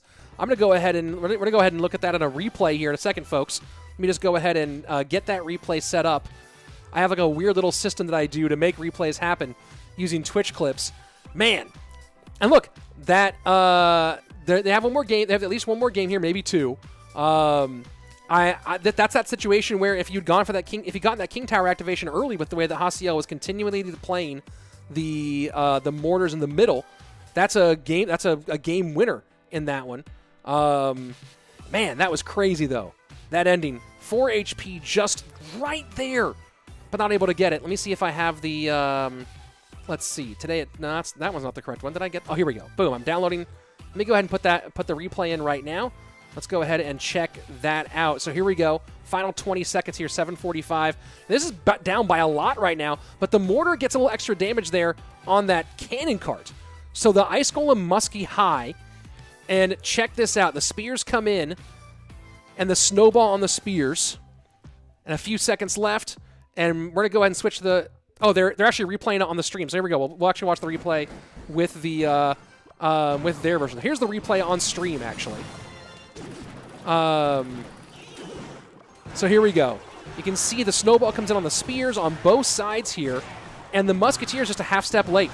If that Musketeer gets in a half step earlier, she might pick up one shot there, and oh my word, what a crazy one. What a crazy one that was. What a crazy one that was. GG's. I'm gonna go back. I actually want to go back here and watch that again over here. So while we're waiting for game number 2 to reset, let's go in here. So snowball in. Let's stop it right here. 630 to 756. You have the Miner and the Ice Golem coming to tower. Musketeer. Let's watch this. I think one skeleton gets in before the Musketeer. Yeah, look at that. Boom. You see that skeleton on the inside? Let's go back here one more time. Watch that skeleton to the inside. Boom. Muskie is one step short, and he had the elixir for it, I believe. Let's take a look. Hold on. He's at 4. No, he didn't have. Oh, no, it's just that's it. He had to wait for the elixir for the Musketeer. Played as fast as he could, but on the inside of the right-hand tower, you can see Sandbox takes one shot from one skeleton, one shot from another. Musketeer was a half step too late. Fireball in, and there you go. GG, well played. Let's go on to game number 2, folks. Woo! That was an ending. That was certainly an ending.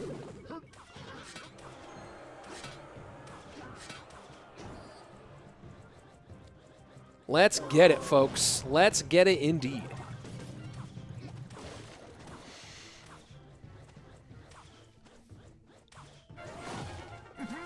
Kaiser Soze saying the Miner was mid-swing for the win. Yup.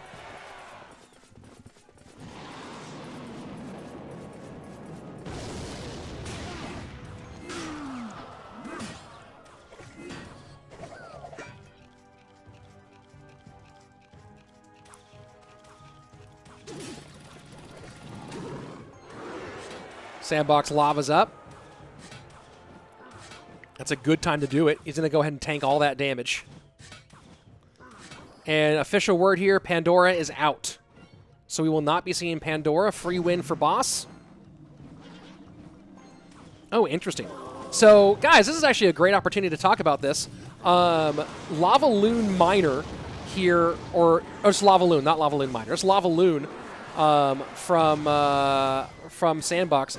I have a new video up on YouTube where I have the Juicy One, who's an 8K lava player, come on and talk about Lava Loon Miner. Talk about almost this variant, just slightly different. Free win for Bag. Sorry, I said Boss. I've been casting now for over 3 hours, guys. Free win for Bag. Sorry. But I have a video breaking down a deck very similar to this one with the Juicy One if you want to learn some Lava Loon concepts.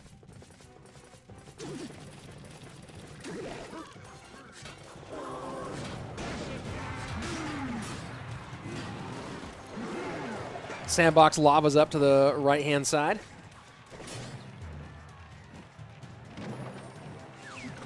And Haciel sets up Tesla on the inside.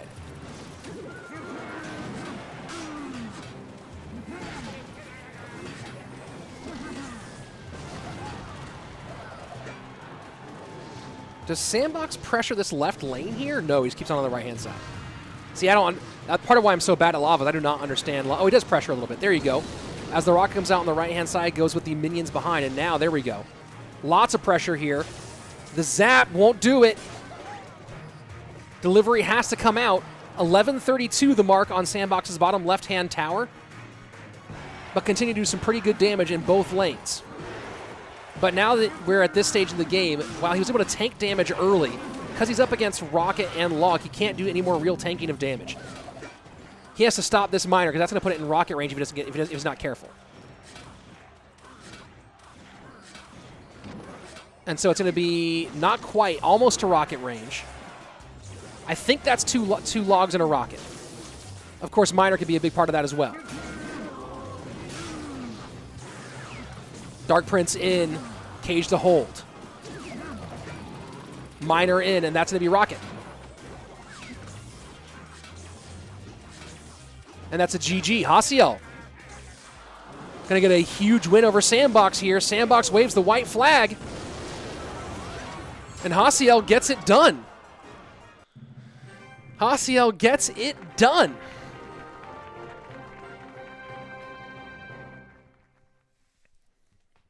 That's a huge one. Haciel gets the first win over Sandbox. Now, keep in mind. Wait a second. Yeah. Sandbox has the advantage, so now they run it back. So Haciel gets the first time win, but Haciel needs to double win here. I was confused for a second. So now they're going to run it back because Sandbox had the advantage. There you go, Michelangelo. He requested that I blow a kiss, so there you go. Where can I watch your Apex cast in Gian James? I've cast 2 Apex events, both involving Super League gaming. One was one of them was an event, a fundraiser for Wounded Warrior Project, and there was another one. I can't remember what the other one was called, but I have cast twice for Apex. It's really fun. You know, I grind Apex. Like if I'm not the game I play the most when I'm not doing work stuff and playing Clash Royale is Apex. I play it all the time. Headphones as an island plays. This is the Audio-Technica BP-HS1 to answer your question. Run it back. Let's go. Do I know any Arabic words? Yeah, salam. That's one that I know. I don't know a lot of Arabic. Like I know mostly like, you know, foods and stuff. But there you go. Do I play PUBG? Not a lot. I played a little bit of PUBG Mobile, but not a ton. Apex, like when again, the 3 games I'm playing are Clash Royale always. I play a ton of Apex, and I've started playing a lot of Pokemon Unite. That's what I'm playing right now. Wait, who plays Rocket Miner Cycle this day and age? Are we in 2018? Pranav, there's a lot of people playing Rocket Miner Cycle even in CRL this year, so. Let's see. Let me go ahead and, if you guys are, for those of you on Twitch who are asking that, there you go. There's my command PB. All right, run it back. Coming up here soon. What's my opinion on Rocket Cycle? I don't love it, but you know, is what it is. Let's see. Dutch words. I don't know any. Your Apex Stream Link. I don't stream Apex. I have fun playing Apex, and I have some good games, right? Like but I've never 20 bombed, never put up 4K. I think my most kills in one game is like 11 or 13 or so. I get some good wins, but I have a lot of bad games, and I don't love being. I might stream some Pokemon Unite, but I generally don't like being watched while I play. Pro Noob saying no offense, I like Andrew's headphones more. Oh, you mean these ones? That I have the same ones. These are a gaming headset. If you actually watch when Andrew streams, he uses these to hear, and then he has a boom mic that's set up like over here to talk on. So these are not actually a broadcaster headset. They're a gamer headset because this mic isn't actually very good. But yeah, I have these too. But yeah, Andrew uses those so he can hear, and then he has his mic. He has a separate boom mic. but I prefer to use the broadcaster headset. I find it more convenient to use. So there you go. Actually, I wanted to adjust. Is that what I'm trying to adjust? There we go. I wanted to adjust that a little bit right there. There you go. But there you go. Most skill required deck. I don't know. Everyone can argue about it. Is Pokemon Unite something like League or Dota with Pokemon? Yes, but it's a different take on the genre that I actually think is really cool. But it is a MOBA. It is like LoL or Dota, but it's a slightly different take on like how you score and how you play, which I actually like. Did you play Warzone? No, I don't play. I don't play Warzone, and I can always tell a Warzone player when they start playing Apex because they camp like crazy. Let's see, bro. You become the owner of CR. I don't have billions of dollars. What are you talking about? Any Turkish words? No. Here we go. Running it back. Game 1. The winner of this moves on. This is a best of 3. Winner moves on. There we go.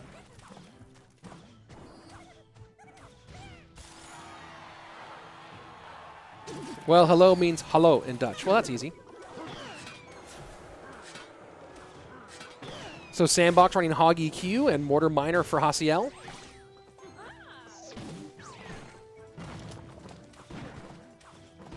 It's a nice little bit of push work there. Oh, at the Firecracker as well. That's a massive push for Sandbox. A little low on Elixir and has to deal with a lot. Firecracker and Skeletons. And again, just like we watched the last time we saw this match, this deck getting played. And it turned poorly the last time we saw it. But keep an eye on Sandbox having to overspend some on defense and then try to overspend on offense and underspend on defense.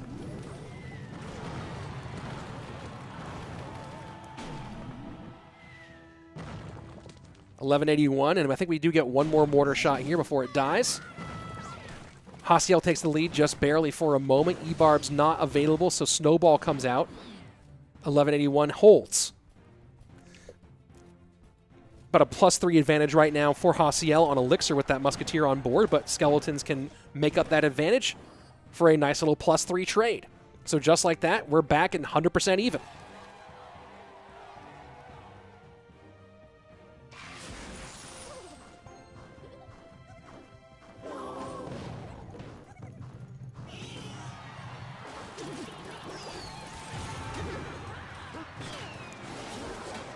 And that poison not going to kill the... with the spears, it does kill the Firecracker. Spears got there just in time, and that's a nice moment there for Hasiel. EQ on the right-hand side, Firecracker low behind the Valk. These guys are playing a really interesting chess match here. Skeletons go to the front. Man, this is fascinating. I'm gonna get real close to the screen here for a moment. It's 863 to now going to be just under, or it's around 550, 529 here. Mortar high in the middle. And EQ Kid takes care of business. Hog should get 1. Does it get 2? Does Hog get 2? And it does! Oh my word, Hog gets 2. Does Sandbox catch the miner here? Skellies go to the front, poison in. Trying to slow it down with the EQ here. Misses the log. Sandbox misses the log, but I don't think there's fat enough to get around here. 57 HP. Well played, says Sandbox. And GG. Sandbox takes game number 1, and now he has the shot at knocking out Haciel and moving on.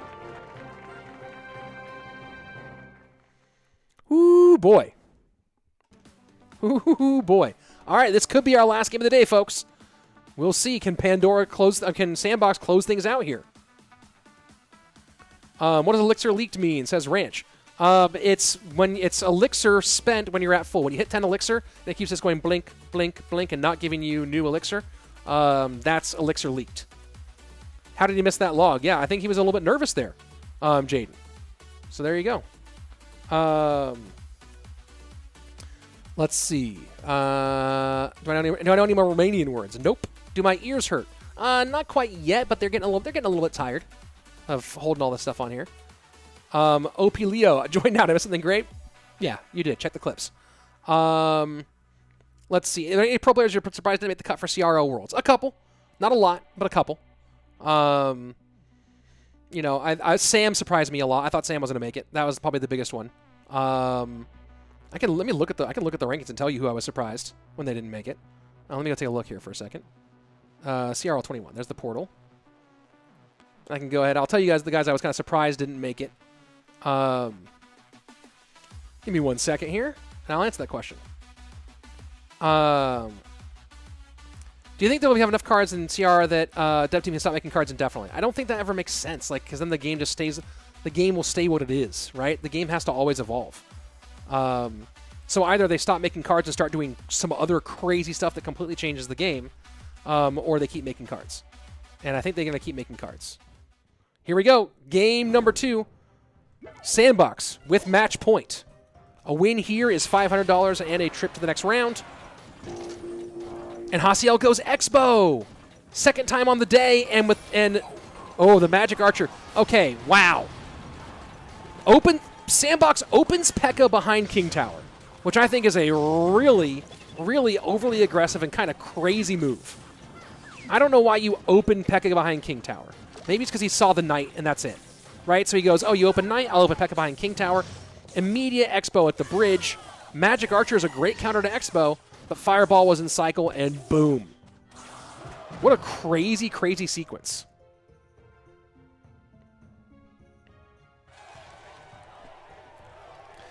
Stefan calling it 100-0 again here.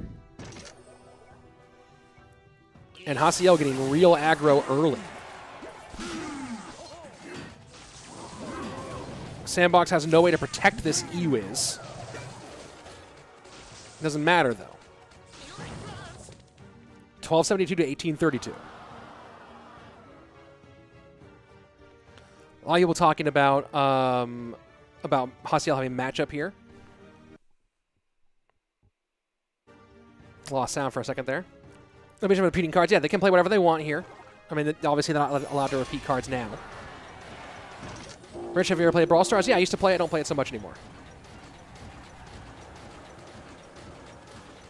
And immediately, Expo goes left lane.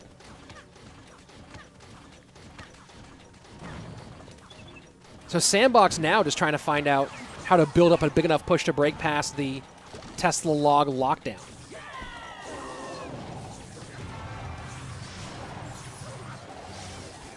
Haciel playing Expo and competitive is fascinating.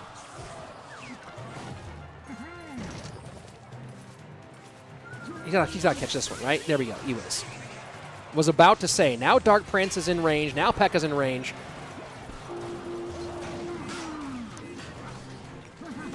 I'll tell you what, I hate playing against Expo. I love watching Expo in competitive. I've said it a bunch of times. It's always fascinating to me to see Expo played at this level. Dark Prince now picks up, and this is the game. This is the game. How does Haciel protect Expos? How does Sandbox make sure they don't connect? That's a good fireball. That's a great fireball. And Expo does connect. That's a huge connection. And Expo's slow, but man, down to 461 now.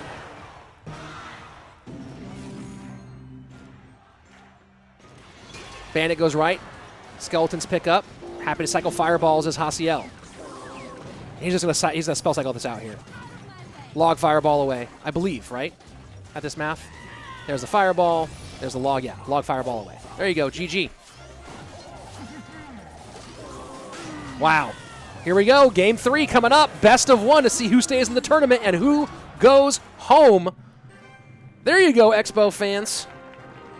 2-0 for Haciel with Expo today. Craziness. Absolute craziness. That's a lot of damage, says McCoy Franco. Yeah, Haciel getting some good matchup stuff. Unpredictable, says Tesfaye. Yep.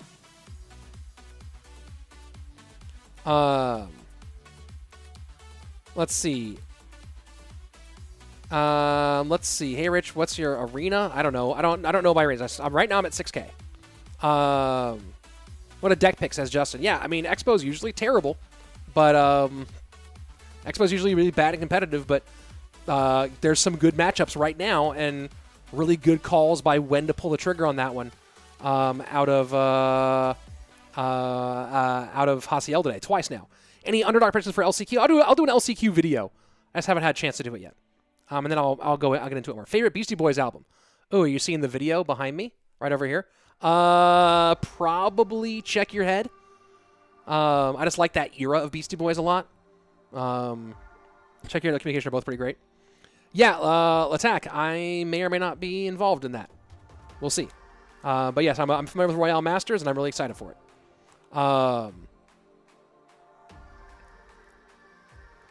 It's an interesting duel format. So, modified version of duels. If player A loses game 1, they can repeat their cards, but B can't repeat the cards from game 1. So, interesting format there. I like that it's different. Expo isn't even fun to watch, IMO. I don't know. I think Expo at the highest level, Expo is fun to watch. Would you rather fight 100 duck-sized horses or 1 horse-sized duck? 100 duck-sized horses, no question. They're ducks, like the duck-sized horses, that's like this big, right? I'll crush 100 duck-sized horses. 1 horse-sized duck would bite me once I'm dead. I think that's a very easy answer, and anybody who answers 1 horse-sized duck is fooling themselves. Ducks are vicious. I wouldn't want to fight any bird that was like horse-sized. That's insane. Michelangelo, favorite rapper? I mean, I'm a big Beastie Boys fan, as you can see the Beasties right up here. Right now, Run the Jewels is what I listen to the most for hip-hop, though. Killer Mike and LP. Here we go. Game number 2. Or, sorry, game number 3. Game number 3. Let's go.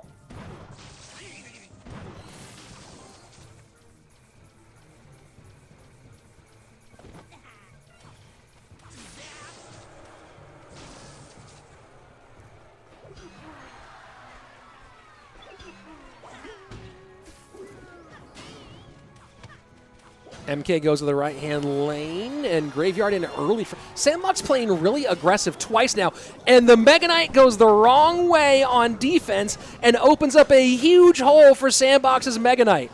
Oh, my word. The defensive MK against the Graveyard for Haciel just says, hey, other Mega Knight, have you ever wanted to hit a tower with both hands? You have? Here you go. Walk right on by. Unbelievable. Unbelievable. Of course, now Haciel spamming the heck out of this bridge here, and this might be enough to turn some real damage the opposite direction. Is there a control on that MK? No, there isn't. MK does connect, and that's going to get things pretty close to even. And boom. In fact, takes the lead here, 11-14 to 12-23. So Sandbox goes crazy aggro early on. Crazy aggro early on. Gets a huge amount of damage because that Mega Knight loses its mind. And then Haciel just punishes opposite direction. This is a wild game 3.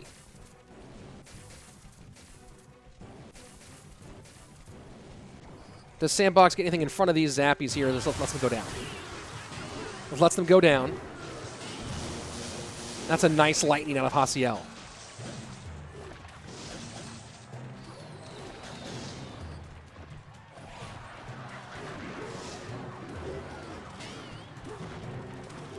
And the second time here, Haciel does not control the Mega Knight, and the lead now goes back to Sandbox, 557 to 762.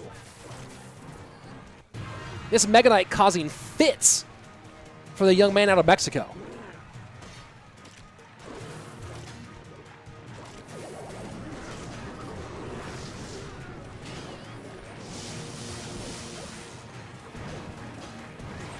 Ram Rider to work on the flying machine. It's a good Ram Rider out of Haciel. Sandbox does get his zappies down to control the Inferno Dragon, though, and now has a decent counter push build. Bandit does not pick up the flying machine. Man, I think Haciel's got nerves going on. I think that's what it is. Wow, I think Haciel got nervous. That was 3. That's 2.5. Let's call it 2.5 after that MK betrayed him. 2.5 missed pickups for Haciel, and that was just nerves. That was clearly nerves, and that's a rough one. Tough way to see him go out. Haciel's got as a really talented young player, has had a good year so far this year, especially for a guy who's newer and competitive. I think he has a really bright future in 2022. But man, that was a nerves moment. Just lost control of the board and got punished for it. So there you go. Sandbox moves on we now have our top 8. Sandbox and Bag will face off next in the elimination bracket. That'll be a standard BO3 here. And Bansito versus Higher will face off in the elimination bracket. Of course, the top 8 are all guaranteed $500. You got to make top 4 to get to the next level of the prize pool. In the winners bracket, I mean, 4 superstars. 4 all-time greats. Ruben, CRL world champion. Airsurfer, all-time one of the, you talk about Expo greats, an all-time Expo great. The set crazy records in the old school style global tournaments. LucasXgamer, currently number 2 overall in CRL standings. And Mohamed Light, the current number 1 player in the world. That winner's bracket is going to be absolutely insane tomorrow. Absolutely insane. Craziness, craziness. What a crazy day this was. Some really great matchups, some crazy moments, some good outplays, some rolls of the dice that just went wrong. But tomorrow with Cashman, and that'll be linked again. That'll be in the Clash Royale app, so if you want to find it, you don't know Cashman's channel, Cashman TV on Twitch. And then, of course, also it'll be linked in-game, so you can always open up your Clash Royale app and find the stream that way. Ruben versus Airsurfer, Lucas versus Molite in the upper bracket, and then a killer lower bracket as well. What a crazy day. And we still have Sandbox in the lower bracket, so we do have our top 3 CRL ranked players at the moment, all in this one. And if you go down to Ruben, currently number 6 on the overall in the standings. Higher, is Higher still in the lower bracket? I can't remember if Higher got eliminated. Now it's been like what, 20 minutes. What a day, folks! What a day indeed. So tomorrow, again, we'll be on Cashman's channel tomorrow. So you can go ahead and find yourself there.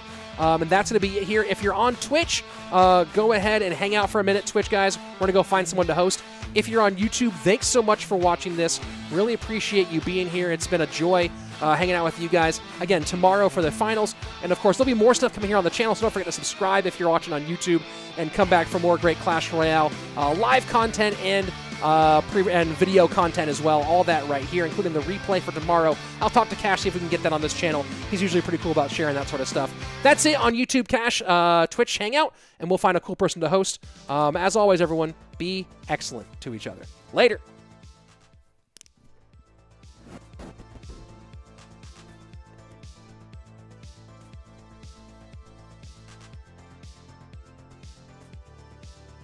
All right, Twitch, hold on. I'm going to go ahead and end the YouTube stream there.